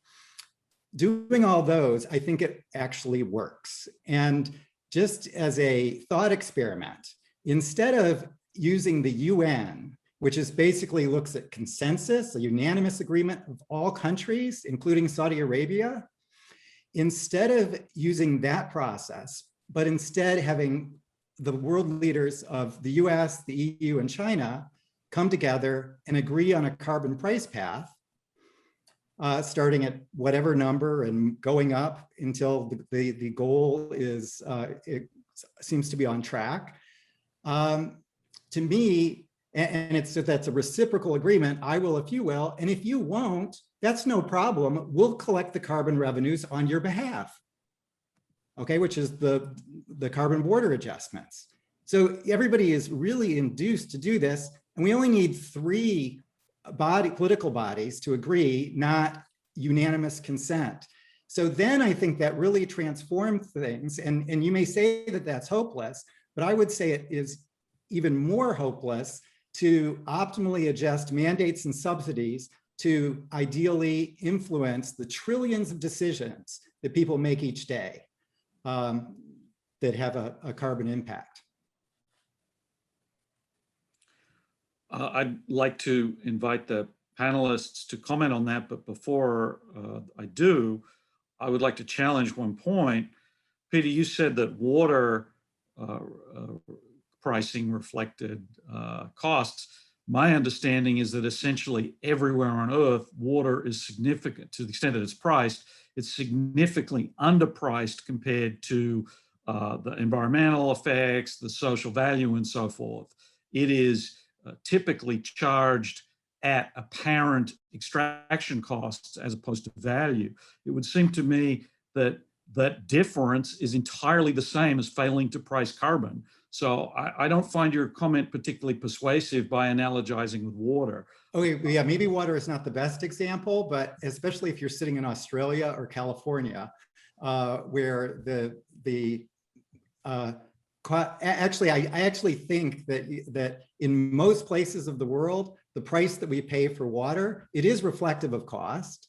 That's very natural. And in long run equilibrium, the marginal social cost should equal marginal social value, which should equal price. So, and should equal the average cost, average long run cost, and the average long run value. So that's, that is true.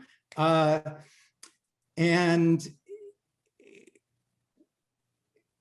we can think of lots of other things where so if you don't like water, that's fine. Because water does have gross mispricing pretty much everywhere. There's gross mispricing in electricity, but one of the and there certainly is gross mispricing with respect to emissions. So my point is really you were going to mention improve the pricing. You were going to mention a commodity that might have been correctly priced, but I haven't heard it yet. The shortage price. So let's move on from that. Well, I mean, as a matter of fact, you named water, you named electricity, and you agreed that both of them are not correctly priced. So I failed to see how you've got an analog to use for carbon of anything anywhere in the world, commodity based, that we've managed to price correctly. So I understand your theoretical point, but I just don't see there's any practical examples. I'm disturbed by that, but disappointed. Can I just jump in here? Please. I think this is not the issue. I want to just defend what Peter was saying first and then disagree with a lot of what he was saying. I think Peter was making a marketing point, which is when you pay for water, we in San Diego pay essentially the marginal cost of water, and we've discovered through the Imperial County buyouts, and we discovered through the cost of relining the canals, and we discovered at high price the cost of desal what water costs, and we charge for it. Copper seems to be reasonably priced in the world. Last time I've checked, we're not kind of worried about the copper crisis because of mispricing of copper commodities. And so, but I think Peter was making a different point here, which is we're using a service, which is the atmosphere's capacity to absorb. And so we ought to be charged a fee for that service. And if we call it a fee, maybe people won't notice it's a tax. Let me just set that aside as a Madison Avenue problem, and let's focus on the analysis here for a second. So I think what Peter raises is one of, if not the great questions about the future of government and how we're going to deal with the problem here. One view is that government's incompetent and can't get stuff done and is building white elephants in the desert and then feeding them, mispriced water. And the other view is the government has to be competent and actually does better than we often think it is. And this argument really matters because of this question of the political economy around market instruments. And so the point that Danny and I are making in this new book is not that we don't agree with the logic of market instruments. One of the great things about being at Stanford was having fabulous mentors like John Wyant or George Shultz, and George Shultz had a huge impact on me. And the Shultz-Baker plan is elegant and beautiful, except it's impractical. So I'm going to be hit by a bolt of Schultzian lightning, and I happily receive it. But that's our concern is, and in particular, the carbon taxes perform better than cap and trade systems. Cap and trade systems everywhere are with the partial exception of the European system, which is now becoming more tax-like because of the way they're managing prices. Cap and trade systems are failing everywhere because they trade the residual, whereas at least carbon taxes at the margin, you're seeing the price incentive from it. So that the kind of logic of all that, I get, we lay that out in the book and so on. The real issue is empirics. And we're empiricists. And when you look at the real world, go to Norway, for example, great case. Norway has one of the highest tax regimes in the world for carbon. And even in Norway, under those prevailing prices, Equinor could not go forward with Northern Lights, which is going to be a plausibly transformative CCS project on the tax basis alone. That the prices were too low, the technology not transformative enough, the price signal not reliable enough. And so they had to, what they had to do, they had to go to government for industrial policy. And then Norway went to the EU, Total and Shell came in, and now we have a project that's actually moving forward that's going to be transformative in a high tax environment where tax is doing some of the work. The tax policy is helping with static optimization across known technologies and performing extremely well. It's like a power-only market. Great. But this is a dynamic problem. 3/4 of the climate problem is a dynamic problem where we have to change. So I think we need to be focusing more on where and how does government actually perform well. And there, I think, it's not a great story. And people like Mariana Mazzucato, you see a lot of that in her work. Maybe she's overdoing it, but I think she's probably more right than the libertarians on this. And we ought to frankly read with a little more humility in that regard. And the last thing I'll say is I think what Peter says about the international situation is exactly right. If you do this in a consensus mode, then we're doomed for failure. We cannot get 193 countries to agree that today is Thursday, well, partly because part of the world is not Thursday, but you can get a small group of countries to do a lot. And that's the logic of working in clubs. That's what Bill Nordhaus has been talking about. That's what my work has been about for years. That's now how the UK government, in effect, is going to host G7 and the COP26. In addition to the consensus stuff, there's going to be small groups of folks working on campaigns. That's how we're going to change the niche markets and transform the situation overall. Even in that world, though, we have to be have humility about what's feasible. And a great example is John Kerry's latest trip to Europe, where when Biden's running for office, and I was very supportive of him, worked wherever I could. When he's running for office, we're all in on about border carbon adjustments and so on, beating up on other countries not doing enough and so on. The moment we actually have authority, suddenly, whoa, we don't want that to happen. And so that's the practical reality of how you put together and hold together the international deal in this area. So sorry to speak so much, but I think Peter's raised, the fundamental question about how we actually move the needle on this, which is not an engineering problem, it's a political design, dynamism problem. Ross, if I could just quickly say that, so again, David, I agree with much of what you just said, but I disagree with one thing, and that is it actually, we have to have carbon pricing as a component in what we have. And perhaps you would agree with that it's a practical component, and we can make it work if we take all those points that I made seriously. And yes, absolutely, we need government to step in and foster R&D and innovation along the lines of what Bill Gates is talking about. So that's a critical component too. We need those two things to work together, but we do know that prices are incredibly practical and powerful in our economies. And we have thousands of years of data to empirically support that observation. We don't even need humans to have supply and demand work. Supply and demand works with pigeons and other life forms than humans. So, really it's both. And that's my conclusion. I don't disagree with that. My guess is that the center of gravity will be in the non-price instruments greater than we all have comfort for because of these difficulties. But I think the point you're making, Peter, about good design is really important. And this is an area where we in California have just miserably failed. We do a great job. California Air Resources Board does a great job on the regulatory side, working with firms. This market we've created is completely ridiculous. It's a cap and trade system that trades a residual. It's trading at about $18 a ton. Actual effort in California is $60 to $70 to $200 a ton, depending on how you look at it. That's the real effort. All this other stuff is just a sideshow that we like to talk about, but is the wrong message from California completely. Peter, I'd like to invite you to introduce the next topic, but before we do, Bob King had a relevant comment, and I'm not sure, Bob, whether you intended it as just a quick comment or a new topic, but if you'd like to make a quick comment on what's gone, please do. Well, I think now the conversation has sort of waded through so many dimensions of this, you've kind of responded, and I don't want to portray this necessarily as my personal opinion, because I agree with Peter and everyone that optimal reduction is surely most easily and gracefully achieved with pricing or taxing.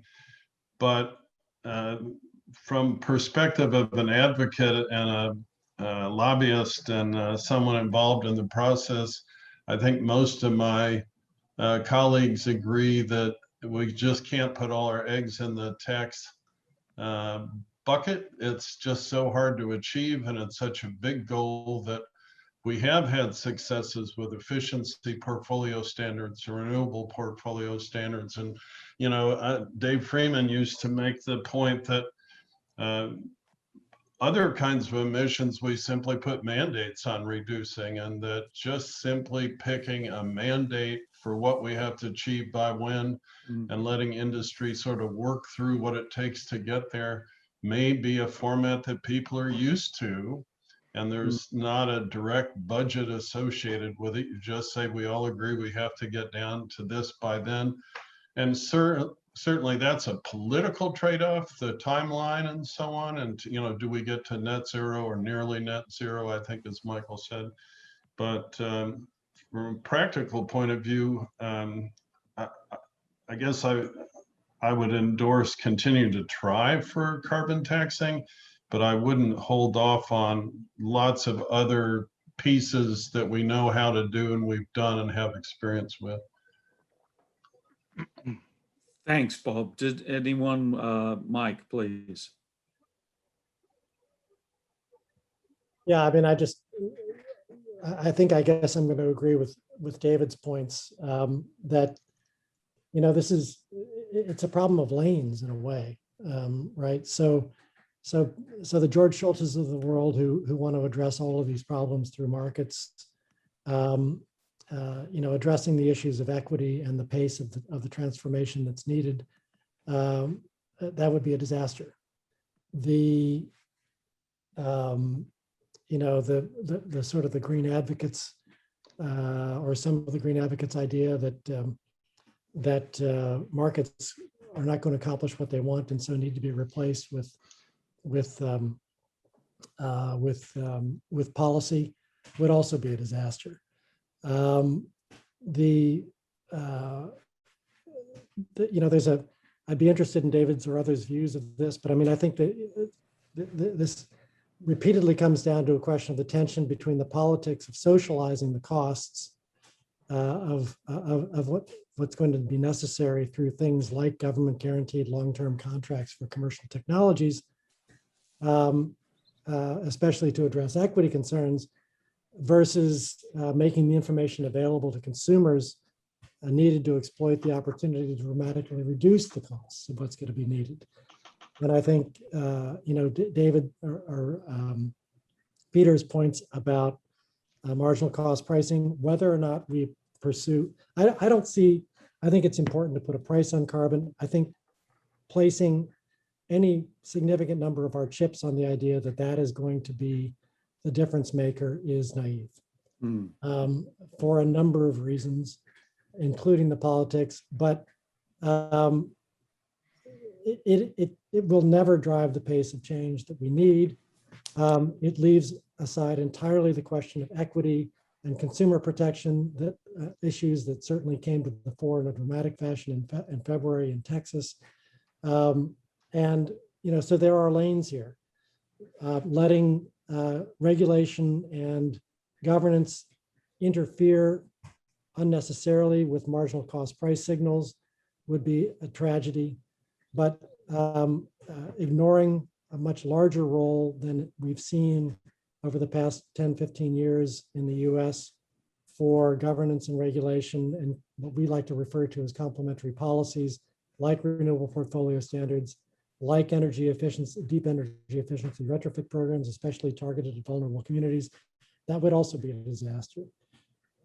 Obviously, I'm talking ideally here, you know, keeping people in their lanes is forever going to be fraught with political complexity.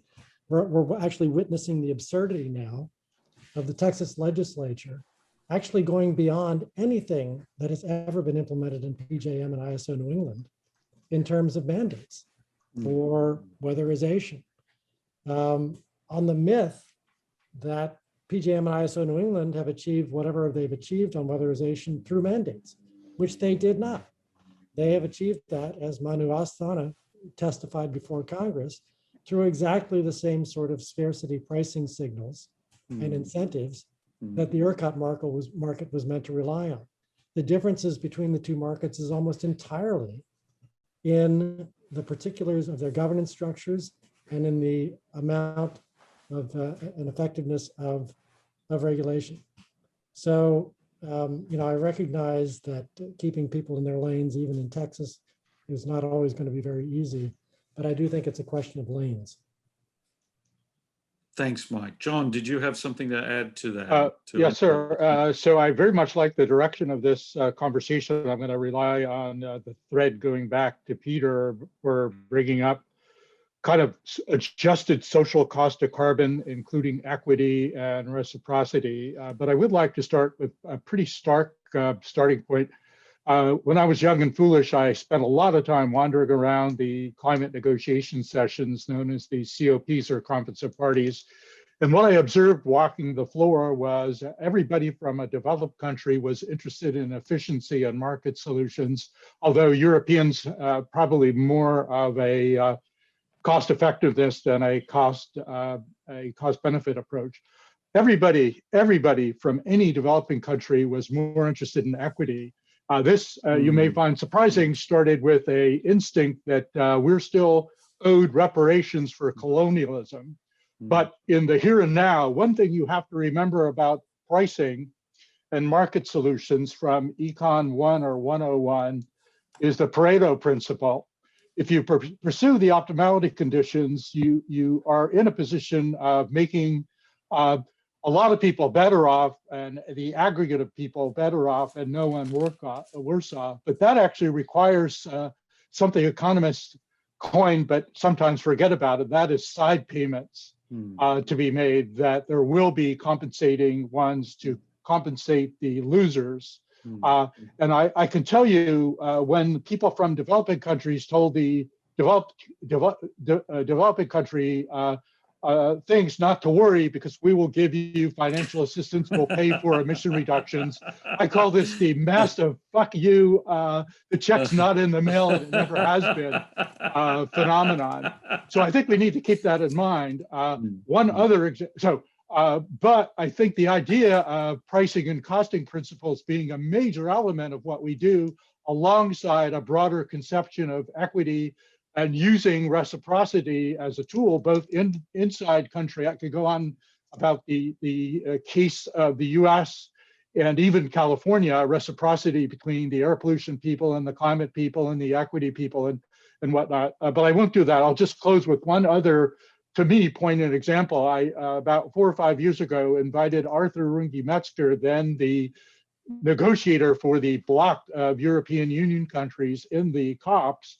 I asked him to come here and talk about his experiences. For me, he's a major, as a PhD in ag econ, a knowledgeable about modeling, and he's been a pretty big constructive critic, but also advocate of the global modeling community. And at the last minute, I said, would you like to go up to Sacramento and see what people are doing? Because I knew he was interested in what to do about the coordinating energy efficiency and renewables programs, because they had their, I don't want to get into a debate about how good it was, their kind of emissions trading system. And he said, yes, please, thank you. And he went up there. I was afraid he wouldn't come back because they hit it off. And when he got here, I said, well, what did you learn? What are you going to do? And he said, well, it was great because they're trying to do the same things we're doing in a different context. And then I said, will you form a trading bloc between California and the EU? And he said, of course, that would be illegal at several levels. He said, but we will coordinate about what the marginal cost or price is, I can assure you, and get in on the, the Canadian agreement and whatnot. So I think in a bottom-up way, and talking to George Schultz, like David, tremendous, in many dimensions, including morally influence on me. I do say we don't want to ram the idea of a global carbon tax or a global perfectly functioning cap and trade down people's throats and act as if this is the one and only, because as several people, including Michael just most recently said, it's not everything and it's not the important thing. I will end with, I was a well-known, almost wrote a dissenting opinion on the social cost of carbon report, saying it was a good set of numbers to start with, but because it left out a lot of things, including equity and all the side benefits, I thought it was probably better conceived to be somewhat of a lower bound. Thanks. Lower bound. Okay, David, did you have something to add to that? No, I think I'm going to hang back right now and get some more comments in this, and then I'll come back. Okay, so Peter, I think you were wanting to raise a new topic, so I'd like to give you an opportunity to do that. I might need to allow you to speak again. I'm not sure. Let's see. No, yes, you can. I can do it myself. Super. Very good. Can you did you something related to the Texas crisis, or what topic do you want me to raise? Let me see. Well, you maybe while you're finding that, Ross, I could just say to just remind everybody, there is no deal, international deal, that solves this problem that is Pareto improving, which is the standard needed for consensus international agreements, that doesn't involve massive side payments.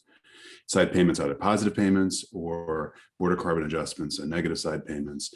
And I would say that one of the central problems is we've been negotiating at this for now 30 years. And the credibility of the entire process, in particular of the United States in that process, is very low. And so it's not surprising that the emerging economies are thinking about this entirely through Pareto lens.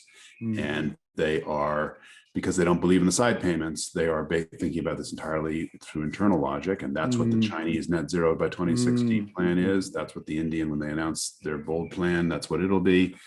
That's what everybody's doing. And so autarky doesn't solve a collective action problem. I would add to that, because I totally agree with David, and I think he would agree with this. I personally view it, even my undergrads now have come to this conclusion that because it's UN oriented, the Framework Convention and the IPCC for that matter, are really places for people to vet their complaints and kind of get together and exchange good ideas. But as David will tell you, I'm trying to get David to help me with a new study where we look at logical coalitions now on the reciprocity side.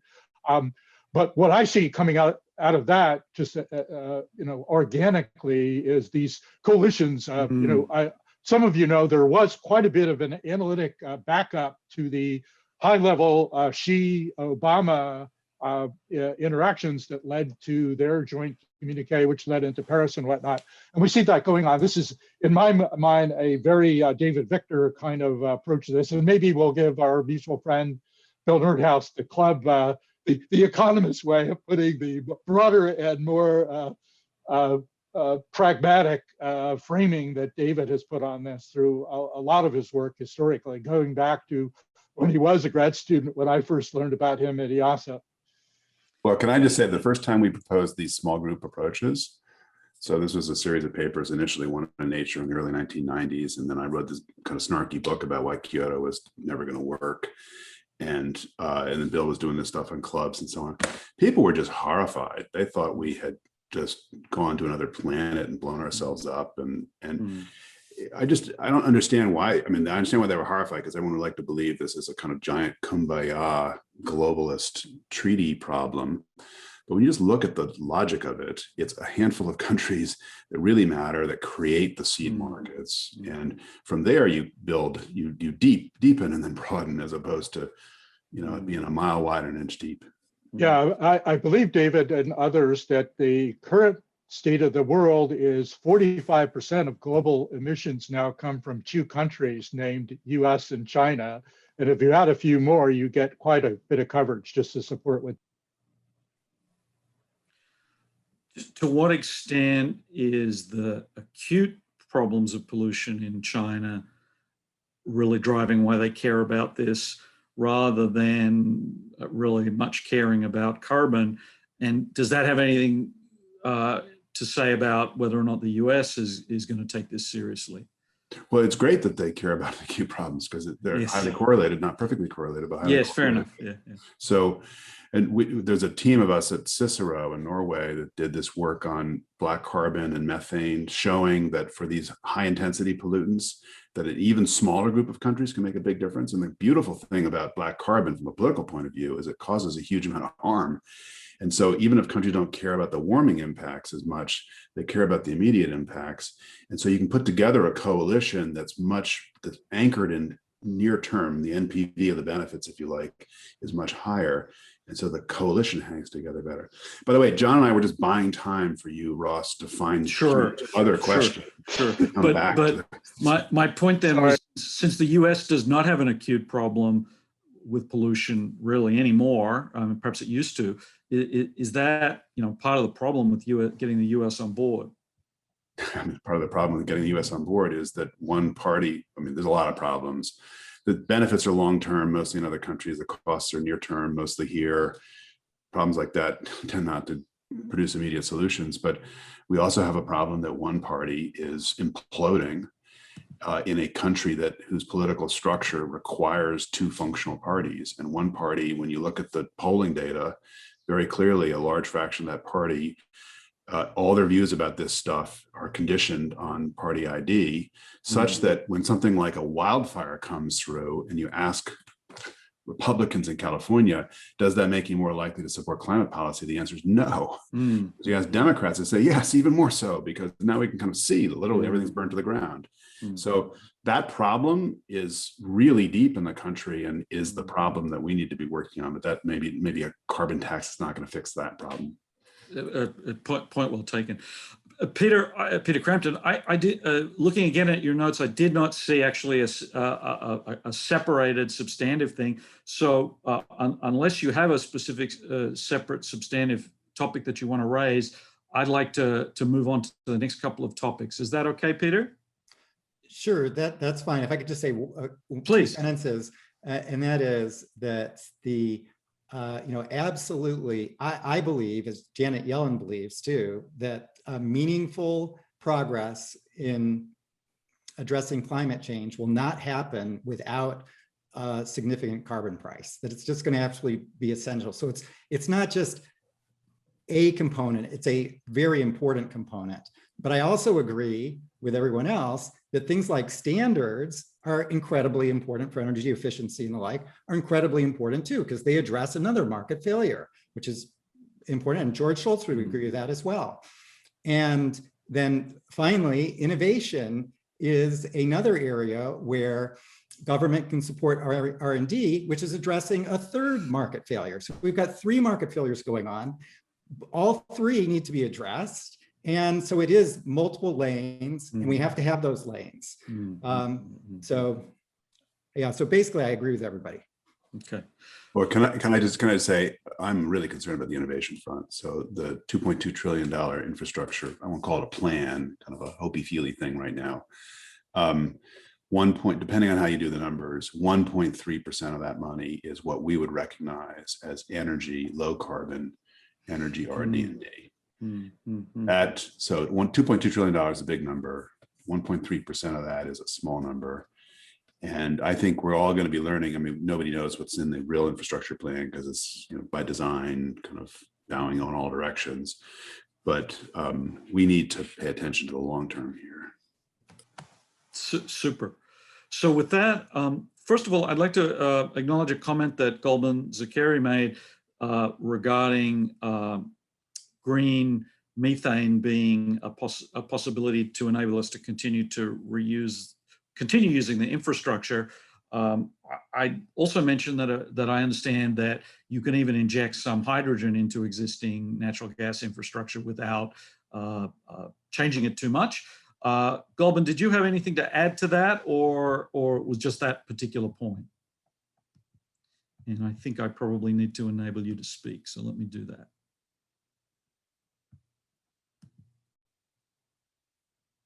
Gulben, did you have anything more to add to that, or was that a good précis of what you had to say?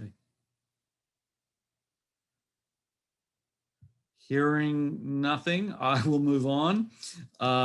So the next comment, and I encourage you to put up your hands if you have comments, but there's a couple that have come through the question and answer. Bill Muston had a question about thermodynamic trade-offs, and I wanted to give him an opportunity to ask that to everybody. So I'm going to allow him to talk. Bill, would you like to ask your point? And after Bill Mustin, I'm going to go to Bill Busby, and then to Jonas Monast, and then possibly to Bob King. Bill. Yes, can you hear me? Yes, sir. Okay. As I was listening to, on the one hand, discussion about 30-year commitments to long-term current technology, and then the idea of effectively renewable natural gas by electrolysis to make hydrogen, to make methane, versus what I think I'm seeing a lot about hydrogen and its role. You know, there are certainly large differences, somewhat different infrastructures for pure hydrogen. Blending is a possibility, and I was just wondering, you know, are there broader views on the economics of renewable methane versus hydrogen? And as an engineer, I think there are some thermodynamic issues in there as well that may drive towards certain outcomes, but I don't know the thermodynamics of those processes. That was it. Panel, does anybody have anything? Mike, please. Yeah, methanation or methanization or whatever the correct chemical term is for it is something that makes sense only if your plan is to reach residential end use applications for hydrogen, green hydrogen, blue hydrogen, gray hydrogen, whatever you're talking about. And you know, it's unnecessary and it's extremely expensive if what you're talking about is hydrogen for power generation, hydrogen for chemical feedstocks, hydrogen for heavy lorry transportation, whatever. And the idea that we are going to go down a path of becoming reliant on green methane for heating and cooking and other domestic uses is, to my mind, nuts. Because if you look at the volume of hydrogen that's going to be needed just to do the backup stuff that Stephanie was talking about, just to decarbonize the high temperature industrial sector, just to decarbonize the petrochemical industry, we are already talking about a need, if that's going to be truly green hydrogen, to either, to build massive amounts of capacity of new nuclear, wind, solar, whatever, to simply never to produce electricity as electricity, but simply to produce hydrogen for those end uses. If you then add on to that domestic consumption for heating, cooking, and other domestic applications, it becomes, it's a sort of a, it's a three equations and four variables kind of problem. So I just think that methanation, except for very niche applications, methanation is something that certainly the chemical industry will do on site once they get the hydrogen. But it is otherwise a massive greenwash exercise by the natural gas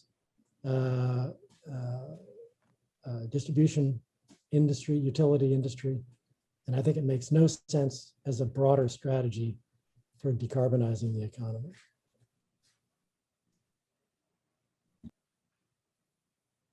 Stephanie, would you like to add to that? And then Eric, please comment. Yeah, I think broadly I agree with what Michael just said. I think, in our particular study, we were modeling it sort of as a proxy for a clean dispatchable fuel that was extremely expensive to burn And my personal, I guess, thought is sort of more on the side of green hydrogen. Proponents of renewable natural gas or renewable methane, there's this benefit of using existing infrastructure, using the existing natural gas pipeline, which I understand to be, not feasible with 100% hydrogen at this point. And I think with the renewable methane proposition, you have to be very, very careful about the carbon accounting as well, since it is emitting. So you need to be drawing carbon out of the atmosphere, which again makes it very expensive. Eric, would you like to comment? Yeah, I would also mostly agree with what Michael said. We in our modeling, we included the option of methanation as one route, and it wasn't selected particularly often. There was one particular case where it was, but in general, it was the overall economics suggested a different option would be better. But it does, another thing our modeling did show is that you're draining the natural gas pipeline system of gas, and there's so you have a declining customer base for natural gas, which is why the gas companies are concerned about this.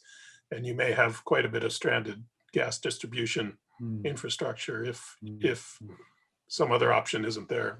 We did include the possibility of up to 7% hydrogen bleeding into the natural gas system, which is roughly what you can do without making big changes. But the other point I'll mention is that in our model, the favorite source of hydrogen was generally not electrolysis, but biomass gasification with CO2 capture and storage. So you get negative emissions while making the hydrogen, which provides important benefits if you're trying to get to net zero. Oh, that's very, very, very interesting about the appropriate pathways. A related question, I'm assuming that whatever you've just said about methane would also apply to ammonia. So for example, I think you mentioned, Eric, about not being the gas that you'd want to transport through your backyard, but I know in the Australian context, there's a lot of hopes pinned on ammonia exports. Would you say that what you've just referred to for methane, I know it's, we don't have methane distribution, but would it also apply to ammonia in the sense that it's not really a preferred pathway? Yeah, I think that's probably true. And in the US, ultimately, natural gas is going to continue to be relatively inexpensive, leaving aside the carbon cost of it. And so you're competing against something that in a place like Australia or Europe, gas prices are going to be higher, and it might look more interesting to do things like ammonia or synthetic natural gas. Just have to look at it and more carefully. But somehow what I'm getting from you, the bottom line is that you may as well continue using the natural gas and get rid of the carbon through some other pathway. That might be a more sensible way to do it, or we should stop using the natural gas. So gas use will decline to some extent, but when it's used, it will be for power generation with CCS if possible. You're not going to decarbonize gas that goes into somebody's house, right? So electrification is the way to go there. And industry will continue to use some gas, but there you can imagine substituting hydrogen more readily than in home or home uses, right? Fair enough. David, did you have something to add to that? Yeah, I think we need to pay. First of all, I agree with what Eric said here. I'm happy to move the ammonia through Eric's backyard, just not my backyard. I think we need to pay very close attention to these kind of boring but really important questions about capital utilization. So an economy that decarbonizes is an economy not only that electrifies, but also an economy that capitalizes. The energy system becomes more capital intensive. And whenever investments are dominated by capital, real world investors hunt for places where costs of capital are low and risks are manageable. Kind of that's all familiar to us. It's why the LNG business involved companies hunting the world for the combination of gas below ground and places above ground that aren't going to steal your money. And that marriage is not everywhere. But the same will happen in carbon. And so, divorces can always happen, even when there's a marriage. Yeah. So look at Trinidad. Trinidad started well, maybe not going so well now. Nigeria, offshore Nigeria is better because it's easier to protect yourself when you're offshore. I'm very concerned that we in the modeling community have not paid close enough attention to capital utilization. So one of the reasons that these green hydrogen options are fun to talk about, but harder to see really work is because the electrolyzer, all this other stuff is really expensive. So you want to amortize it over maximum use. And so the options that Eric talked about are more interesting from that point of view. In addition to getting negative emissions, you have higher utilization factors. The same will be true for the gas network, where you've got this massive sunk investment. We're going to have to have a strategy for what parts of it we're going to let go and what parts of it we're going to maintain and upgrade, such that we can go higher than 7% blending. But that's going to be really important, and the capital utilization in this world is going to be a big deal. The other thing I think is going to be a huge deal is the effective cost of capital, because we're in a world right now where costs of capital historically are very, very low, but not everywhere in the world. And so, but our models right now don't, for the most part, with a few exceptions, don't really know about these real world costs of capital. And so then when you educate them about the real world costs of capital, they solve in totally different ways. They come and do things that seem irrational, which is to decarbonize more in the industrialized world, but in China also, because the cost of capital are lower than they are in other parts. Even though the opportunities might be greater, and just to make sure I understand your point. Yeah, because the opportunities that we think are in all these other places in the world that have high costs of capital, those opportunities are greater because they're badly managed, and therefore the costs of capital are higher, and also they're less efficient, and all these other things that happen with bad management. But we look at them and we say, hey, look at this great opportunity for cutting carbon emissions from Nigeria. And then some, investor looks at the opportunity for, doing a big decarbonization play in Nigeria. And they say, well, I'm not going to do that because I'm going to lose all my money. Not to pick on Nigeria, because there's so many countries that are, parts of the United States, frankly, for that matter. So it's not just that FDI might solve it, it's that it's just more expensive for a number of reasons to do it in those countries in a way that's not being appropriately modeled in a generic worldwide model. It's an interesting test. I'm interested in John Wyant's views about this. It's an interesting test to take one of your models and just start tweaking the cost of capital. Like 50 basis points in some of these investments are transformative. I was talking yesterday to the head of a major startup working in clean fuels, and their whole business model changes with 50 basis points. It's just unbelievable. Fair enough. Before we go on to the next substantive comment, Emily Grubert had what I think was a quick comment in relation to what we've been discussing, and I think it specifically relates to the last couple of discussants. So Emily, would you like to unmute yourself and make that comment, please? Yeah, sure. And I think people kind of started to get at this. Stephanie in particular talked about carbon accounting, but I think when we talk about low carbon gases in particular, remembering that methanation is actually manufacturing a greenhouse gas starts to raise a lot of additional questions about, when are we actually going to invest in this sunk cost infrastructure and potentially commit to continuing to maintain this large amount of infrastructure? At what point is it actually worth manufacturing a greenhouse gas to make that happen relative to some of these other options? Because the leakage stuff actually is still a really big problem, even if it's synthetic methane. Fair point. Did the panel have anything to add to that? And then I'm going to ask Bill Busby to take us in the next direction. Well, zero is needed, right? We've got to have a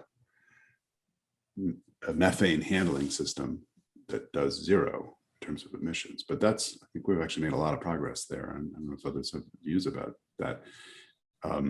And there's continued progress possible at AI regimes and better monitoring. There's startups now that have emerged that are drone based, some fixed wing aircraft, some rotary wing aircraft, satellites. This is pretty exciting, frankly. And we essentially zero on the methane leakage should be completely feasible. A lot of it's boring too. It's like tightening valves and guys in trucks with infrared cameras. But guys in trucks with infrared cameras and a wrench can make a big difference in the world. How would a carbon tax with a 20 times multiplier for the methane be helpful here? I mean, what I've heard so far is that carbon taxes are necessary but not sufficient. You're saying, easy things like tightening the valves, which they evidently haven't bothered to do, would getting tough on those emissions be also a complementary activity there? Yeah, but they haven't. Some of it is they haven't known. A lot of it is they haven't cared. So most of the progress in this area has happened from the big companies that are brand exposed, starting with the Europeans. And it's been OGCI, and then there's been an effort. EDF has been very heavily involved. The natural gas initiative at Stanford has been central in this. A lot of just terrific science has been done around this to create then even stronger monitoring systems and control systems. A little summary of that in the white paper that I wrote with Engine Number 1, which is about what happens to the oil and gas industry in a world of deep decarbonization. Engine Number 1 has other missions as well. But this is not being done because people are calculating the net present value of a carbon tax based investment program. That's being done because these companies are scared. John set the baseline for this being a family program. They're scared shitless about what happens to license to operate if they don't get serious about this. And then you've got all these midstream companies that have recognized this as well. And they've also recognized it's not a particularly hard problem. There's an industrial organization issue here, which is the oil and gas industry is a combination of large brand exposed companies and regulated midstream and other companies, and then a whole bunch of cowboys. And the cowboys make it hard. This is not to disparage cowboys, but that the independent cowboy-esque parts of the industry make it hard for the industry to get organized. And the only time they really get organized is when the horse is out of the barn door is shut, and the barn is burned to the ground. And then you get something like API says we're in favor of a carbon tax. The moment API thinks they're in favor of a carbon tax, which of course they want also with a big regulatory rollback, that that's not actually the frontier of thinking, because they're a backward-looking organization. Emily sort of alluded to the equity issue here, which the natural gas retail natural gas distribution industry is headed towards a big stranded cost problem. It's only a question of how big it is. And some people, and I would count myself among these, would say that the objective should be that it should be effectively non-existent by 2040. But it's certainly going to be much smaller in terms of economically viable assets. And so there's an equity issue of who's going to be the last one out the door, and how much cost are they going to have to bear? Is that going to be low-income consumers and vulnerable communities who are, some would say are least able to convert to alternatives in the near term? Or are we going to help them convert, and is it going to be industrial and commercial consumers, large industrial and commercial consumers who are in a better position to make economic decisions as the cost of maintaining the existing infrastructure rises? All of that, of course, overlain by the fact that we need to be thinking very aggressively, first of all, about putting a kibosh on any new connections and extensions, and shortening the depreciation periods for both existing assets and for any new assets that are constructed, so that we minimize the stranded cost problem when it arrives. And we have the largest number of people carrying the solution in the near term that we can extend it to, rather than having it all fall on the last 10 guys out the door in 2031, 2032. John, would you like to add to that? So I'm going to come back on the sustainable finance so-called issue. One thing I've been roped into is working with the finance community on identifying good scenarios for them to use, which are probably none of the ones they're currently using. Without getting into that, though, I'll come back and reinforce David's point. One problem, I actually taught finance for 10 years, which is one reason it was an interesting assignment for me. But most of the early attempts to do this basically had on the stranded asset or regulatory override. You get stranded assets not just because the science says you need to control greenhouse gases, but because regulators think you need to do it in a way that may or may not be consistent with the quote unquote science.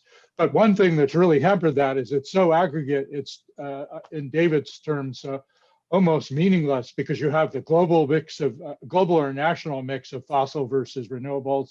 A couple of brave souls have done kind of investment portfolios. The person I'm working most directly with here operationally is now got it down to asset level. But what we see in that is exactly what David said, is that even in the US, the difference between the required rate of returns in these different project areas is humongous and totally ignored, and maybe not even the modelers may not even be cognizant of that in the national to global and probably even the state level modeling exercises. So I do think that's a big frontier area. And as Emily added, this also has equity things. Like the one zinger I didn't put in before, which I'll do now, is the closing line from the movie The Big Short. It says, when we elites, on a paraphrase a little, or put it on you guys, mess up royally and things go haywire, it's really the poor people and the immigrants that pay for that. So I'll just leave it at that. Don't quote me on that though. Fair enough. Stephanie or Eric, did you have anything to add? And then we will move on to Bill Busby as the next topic direction. Stephanie, Eric? Then Bill, Bill Busby, what direction would you like to take us in? So first, thanks to the panel and again to the university for hosting this great session. It's always filled with ideas. And mine was kind of both a question, but maybe a suggestion if it's not factored in that, and I posted it on the Q&A, which is, as I looked at the various charts and discussions of pathways to reduce carbon emissions or zero, I wasn't clear if any of you had provided a sort of adder or bonus for strategies and means to that would be quite certain to be beneficial and enduring versus ones that might be, say, transitional and quickly rendered, a nullity or a bad investment. And then my related question, which actually I hit send too quickly when I sent my initial comment, which is similarly in the electricity sector, there are certain strategies that probably would have cross-sectoral benefits for climate change, such as maybe linkages to agricultural practices, for example. And have any of you, in thinking about this, thought about how electricity sector moves to net zero might tie in with other sectors' efforts to address climate change, both mitigation and maybe adaptation as well? Thank you. Who would like to, Eric, please. Yeah, I'll start. So in our modeling across our 5 pathways, one thing that sort of came out was that all 5 of them travel along this more or less the same route for the first decade. And then depending on what options are available at that point and which direction we've taken up to say 2030, that'll decide which direction we go after that. And so in that sense, there's sort of actions that we can take now pretty confidently that they're going to, return value over the long term. But one of the actions we need in this decade is to make sure that we have options available to go off on one of these other branches once we get to 2030. And so we're starting to think about this now as our next piece of analysis, which is to develop sort of risk optimized pathways as opposed to cost optimized pathways. So what we've done now is cost optimization, which is what most people do. But if you think about it from a risk perspective, how would you structure it differently? There might be costs that are higher in the near term, but that provide you with optionality as a sort of a hedge against for the longer term. So I think it's a great question and an important one to be thinking about. The last part of the question, we haven't really thought explicitly about how electricity might have ways of interacting with other sectors in a beneficial way, other than that we've sort of modeled the whole energy industrial system collectively. So that's kind of built into our results. Eric, would not things like electric vehicle charging very naturally fit with decarbonization, using what would otherwise be excess either solar or wind? That seems like a pretty something that would be explicit in the results of your model, no? Well, what our model actually does is it chooses to build more solar and wind in order to be able to meet additional demands, and in particular, decarbonizing the fuel side of the energy system, right? So we build extra solar, make hydrogen with electrolysis in some cases, and use that to make synthetic liquids together with captured CO2 from another source. And then that lets us decarbonize the fuel side. So that's a critical coupling between the sectors. Yeah. Before I ask Mike and David to comment, there's been an anonymous comment, so I can't draw on him or her to speak, so I'll just read it out. Eric, I'm curious why you describe your study as cost optimized when it doesn't appear to compete or compare demand side against supply side resources, but only to compete supply side resources against each other under uniform exogenous efficiency assumptions. So I think that the tenet of this is, did you consider any demand side adjustments? And if not, why not? I think I would translate that comment to mean that. Yeah, I mean, that's a good observation. When I say cost optimized, I should caveat that with it's a supply side cost optimized. So we've essentially picked the technologies on the demand side that will be deployed, and that provides us with a set of final energy demands that have to be met by the supply side, and the supply side is then cost optimized, cost minimized to meet those demands. We did have, as I mentioned in the opening comments, we did have two sets of demand side technology options. We do include the costs of the technologies on the demand side, but we don't include them in the optimization. Fair enough. Okay, but at some level, you could and one might, in a more refined study, consider those demand side options, right? It's a particular modeling choice that you made, but not an in principle limitation, I would assume. Is that fair? Yeah, yes, that's right. And we also don't have sort of feedback between supply and demand to affect the prices and so on. So it's really just trying to paint several pictures of what it could look like if we're going to net zero without a lot of the nuances that one would have to bring in if you're thinking about it more realistically, but also make it more challenging to model, right? Fair enough. Mike, do you have something to add there? You're muted, Mike. Could you unmute yourself, please? Yeah, the questioner sort of stole my thunder, but I mean, I think there has been nowhere near enough. Maybe it was you. No, it wasn't me. I wish I had asked that question, but it's a great question. We need to start, I mean, we really do need to start about analyzing the electricity market. The way we analyze most commodity markets, which is to incorporate price elasticity. And there is a lot more intrinsic price elasticity in electricity consumption than most people have tended to assume. And that was even true 20 years ago. It's going to be much more true 20 years from now.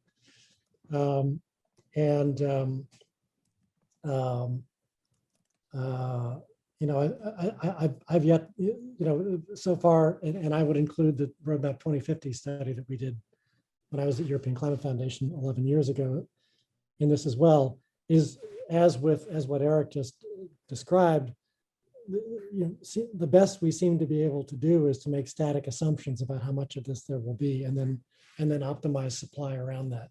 And that's just not adequate.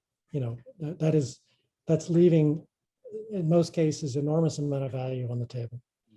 And it leads us down pathways on market design that are, I think we're going to pay a huge price for if we continue to pursue them. Because if you're going to have price elastic demand, you need to have prices.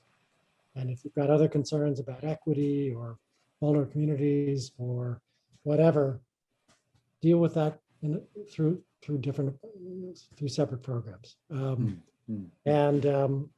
So that's one thing. The second thing is on the point about cost optimization versus risk optimization. I think that's a terrific point. One of the key observations or insights that we came out of 11 years ago in the Roadmap 2050 project was the value of options. And we looked at, that was never meant to be a cost optimization study. It was always meant to look at the viability of various pathways to get to, it was a backcasting exercise. But we also ran, some very simplistic HHI analyses on the different pathways that we did look at.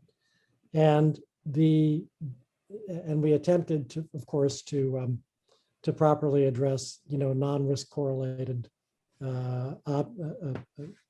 components as non-correlated and so on and so forth.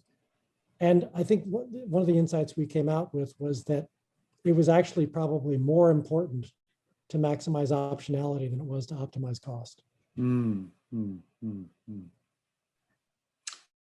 Okay. David, do you have something to add to that? I just want to say two things. One is about the demand side. I mean, especially where we're talking about the power sector, which is the backbone of decarbonization, not the whole story, but the backbone. And we're talking about renewabilizing the supply side. The demand side is really, really important because it interacts with storage and it interacts with clean firm power. And so you have all these different interacting forces that, depending on what happens in one element, is a big impact on the other, is the big impact on costs and reliability and so on. It might be helpful for us to think about the parts of the demand side where we know a lot about the elasticity. So large industrial customers, we know, because we have a lot of experience, we know how they behave in markets. They're run, for the most part, they're run by adults who are attentive to cost and things like that. Then there's other classes of customers for whom we know less about elasticity and demand response and behavioral response. There's a whole bunch of new users where we're kind of making stuff up, like charging behavior. We've just finished a big survey, I believe the largest scientifically designed survey of actual adopters of electric vehicles in Southern California. And people adopting EVs for all kinds of different reasons that interact with their demographic profile and so on.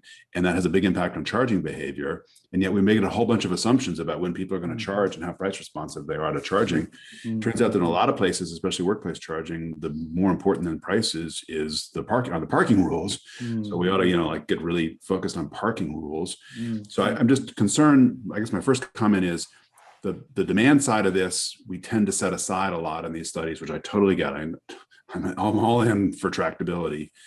But as we add the demand side, we need to think about the range of the demand responses for which we know a lot and for which we're just throwing darts or hand grenades even. And the other comment I want to make is there's a handful of papers floating around. John and I are on a couple of them. One I know particularly well, which with Wei Peng as the lead author, that ask the question of how could we make the models that we're using more reflective of politics, political economy, and the social sciences more generally, but especially political behavior. And I think that's an important exercise because there was an earlier comment about whether there are response strategies that ought to be overweighted because they become politically durable versus response strategies that should be underweighted because they, the only people who love them are analysts. And politicians don't like them, investors don't like them, everybody who's kind of out in the real world outside of the 10 of us hates them. And so we ought to have some strategy systematically for thinking about which which options become more viable and therefore should be overweighted. And I could imagine us developing a variety of algorithms that would improve the IAM's capacity to do this and would result in the model solving in different ways, not because they'd necessarily be right. But that's something we really got to work on and demonstrate how to do it.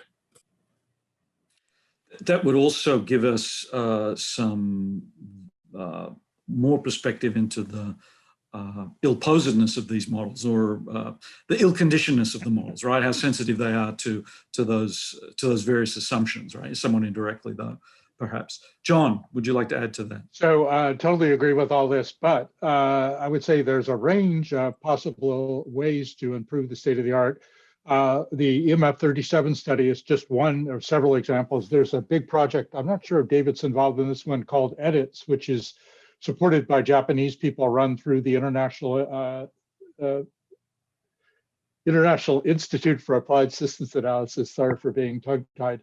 And in there, we're really bringing in sectoral experts on the demand side to school us.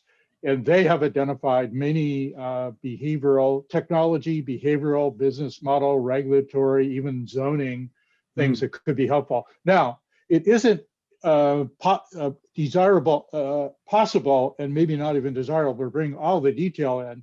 But at the very least, what typically happens in model comparison studies is we are aware there is a demand side out there. So we'll basically make up a high and low energy intensity or services demand things, which is better than nothing. But my pitch to the experts, the sectoral experts, is, for God's sake, why are people like me doing that and not people like you? So we're trying to make that a bit more scientific through working with, the usual suspects. I would say on the business model side, one thing to look out for in the news, literally these couple of weeks, is firms like EVgo, run by Kathy Zoya, who used to be Assistant Secretary for Energy Efficiency and Renewable. She's doing one of these big company kind of takeovers that look like a startup for $2.6 billion in the next couple of weeks. And they are, I think, the biggest private sector firm promoting, with many, many partners, fast charging capacity around the country so far. So I do think once things get a little bit closer to market, we saw this in solar, new business models are sure to pop up. If they're 10 times more expensive than competitive rates with fossil options, nobody's going to really put much time in the VC sector into that. But as you get, even within a factor of two, people start getting extremely creative. Mike, did you have something quick to add to that, please? Yeah, just two things. One is Stephanie has a colleague, Ahmed Faruqi, who is a wealth of knowledge about what we do and don't know about price elasticity and demand. And I think we know a lot more than a lot of people realize. There's a lot of information out there that is not generally appreciated. And Stephanie, I'm sure Ahmad, my colleague Jim Lazar, have worked together for years, and have a huge base of knowledge of empirical analyses of pilot programs, of studies of different ways of deploying technology, et cetera. That's one thing. The second point, though, is, again, coming back to market design and regulation and command and control and central planning, is that if we're going to go about, coming up with market designs that make decisions years in advance to solve all these issues through building more supply side solutions, then the economics, the much more favorable economics in many cases of price elasticity on the demand side, are just never going to be there. And we're going to find ourselves 15 years from now in a very, very expensive system with a lot of assets that are used 10, 15% of the time, huge land use issues, so on and so forth. And the second point is coming back to Peter's, Peter Crampton issues about, marginal cost pricing. I mean, even if we do the right thing in terms of allowing demand elasticity to take its rightful place in this transition, if we don't allow prices to be what they should be, again, we're going to face this issue of socializing costs. And of course, the most vulnerable communities are the ones going to suffer the most, and not mobilizing the elasticity that is intrinsic in a lot of electricity, especially a lot of the future electricity demand. So it's a plea for, let's not overreact to what happened in Texas in February. A fully marginal cost pricing, including opportunity costs for energy, continues to be the best of a relatively unattractive set of alternatives. For heaven's sake, let's not do a PJM and maintain a 38% reserve margin and continue to maintain that by making commitments years in advance to maintain it. Even NERC believes that PJM should be able to get by very, very nicely. Thank you very much on a 14% reserve margin.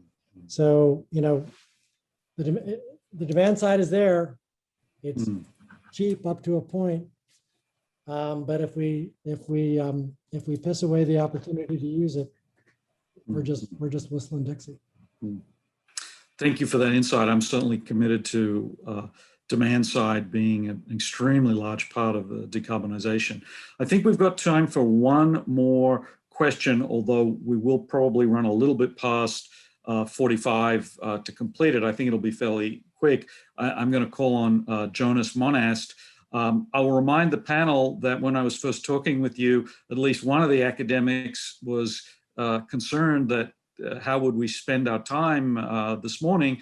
I think it's been easy to fill up our time with just a handful of questions.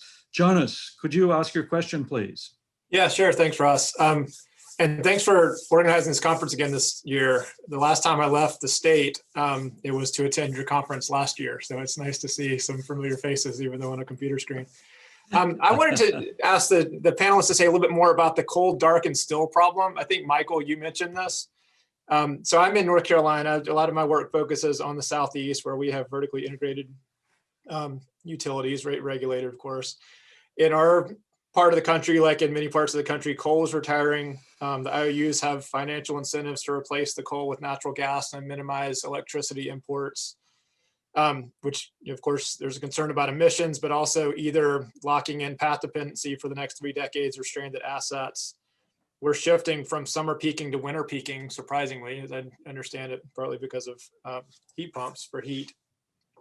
And the cold, cloudy week in January is a major driver that the utilities use for arguing in support of investing in natural gas rather than other alternatives. I'm wondering if you could point to some other strategies for dealing with that cold, cloudy week in January based on current technologies. Folks, any thoughts on that? Eric, please. Well, I can tell you what our model liked for satisfying balancing the variable renewables, and as I mentioned, it wants a firm capacity, whether it's gas fired or nuclear, to be comparable to what it is today, even if we have most of our electricity coming from solar and wind. And so we end up building a lot of simple cycle gas turbines that don't run very often, and often run on a mix of hydrogen and gas. And that's one approach. Again, we didn't model a 2-week period where we needed to meet completely without solar and wind. But in principle, that kind of a system could do that.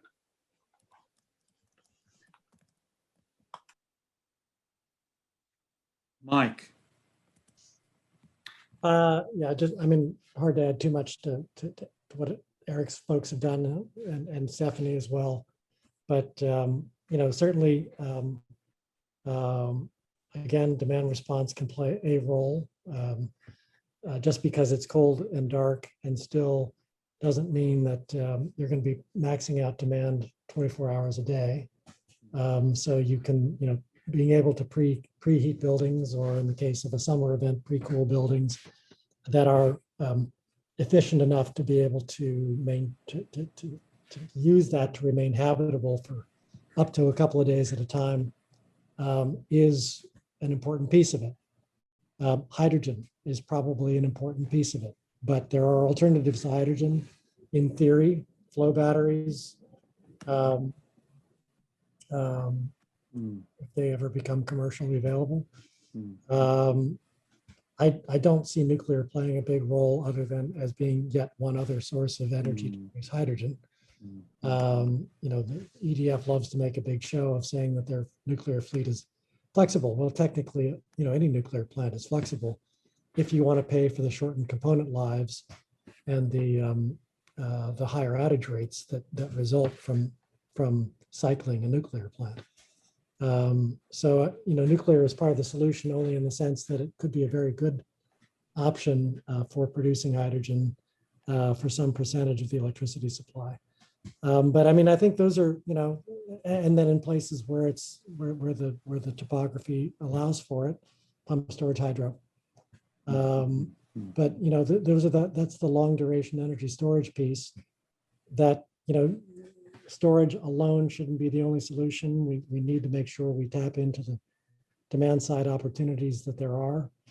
Thermal energy storage on site. There's also the simple solution that the Northeast has tapped into, which is just, storing days worth of distillate oil on site to be able to run without natural gas. And then ultimately that can be replaced with regional storage of hydrogen as a backup fuel to use for 2 weeks at a time or 4 days at a time or whatever. So it's a package of solutions, some of which are not commercially feasible today. And there was a reference to the very high cost of hydrogen right now, and that is certainly true, especially if you're going to cycle the electrolyzer, or there's the alternative approach of that was mentioned. But I know Siemens is running around saying that they think they can take 90% of the costs out of electrolyzer technology. I don't know how they think they're going to do that, but that would be enormous if they could do that. David. Well, when new industries happen, everyone's running around with a napkin and a Sharpie, laying out a business model, which in the rest of the world is laughable, and in Silicon Valley it's called a business plan. So we'll see. 95% of that stuff will die, 5% will survive. We don't know which, but it's exciting. I think the direct answer to Jonas's question is clean firm power, or as clean firm power as possible.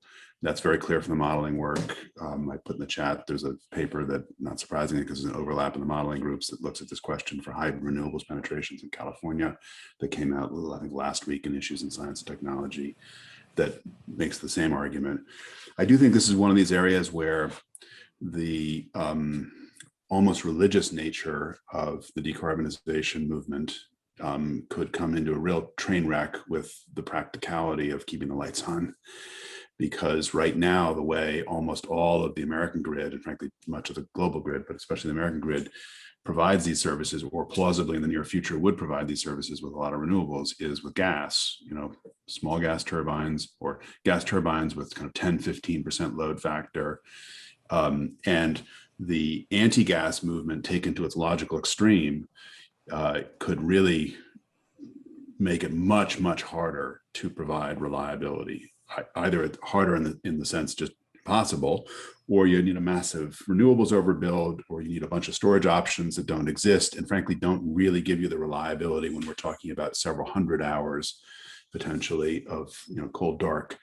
And telling people that the solution to cold and dark is a jacket and a headlight is probably not going to be politically sustainable as a solution. So I think we just have to watch out that we don't allow, and this is one of these areas where net zero is in some sense actually getting in the way of serious conversations, because zero is a really, really small number.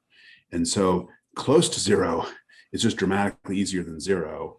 And I'm just a little worried that we're become so quickly obsessed with zero that to make the numbers add up, we're doing other crazy stuff like offsets. Nearly all of that market is just complete and total garbage. Large volumes, low quality, zero quality offsets, hundreds of millions of dollars of fraud in the offsets market. And it becomes more acceptable because we're so focused on zero, as opposed to let's just make big reductions in emissions and see how far we can get. Thank you for that point. And I think some of this most recent discussion really feeds into our keynote. So I would like to draw our discussion for this panel to a close. I'd sincerely like to thank all of our panelists. Thanks for your great point and counterpoint. Thanks to everybody who participated as an attendee, and most particularly to your thanks. I'd like to thank the University of Texas for helping to put this on, and particularly Marisol and Mackenzie, whose efforts behind the scenes and occasionally in front of the scenes have been absolutely stellar. I'd also like to thank John Butler, who has provided a huge amount of facilitation to our whole event. I would like now to draw us to a close for the panel, but in 10 minutes at the top of the hour at 12 noon Central, I will be introducing Dr. Amory Lovins, who will give us a run for our money on how to fix the demand side and other issues. So with that, I would sincerely thank everybody who's participated. I know these Zoom events are not as spontaneous as a real event. I really appreciate people coming up with comments and questions in the question and answer. I know we haven't been able to get to everybody, but I do hope we've done a good fist of answering a lot of the comments and getting to many questions. So with that, thanks very much. Please stick around. We'll be back in 9 minutes for our keynote, Amory Lovins. Thank you so much, everybody.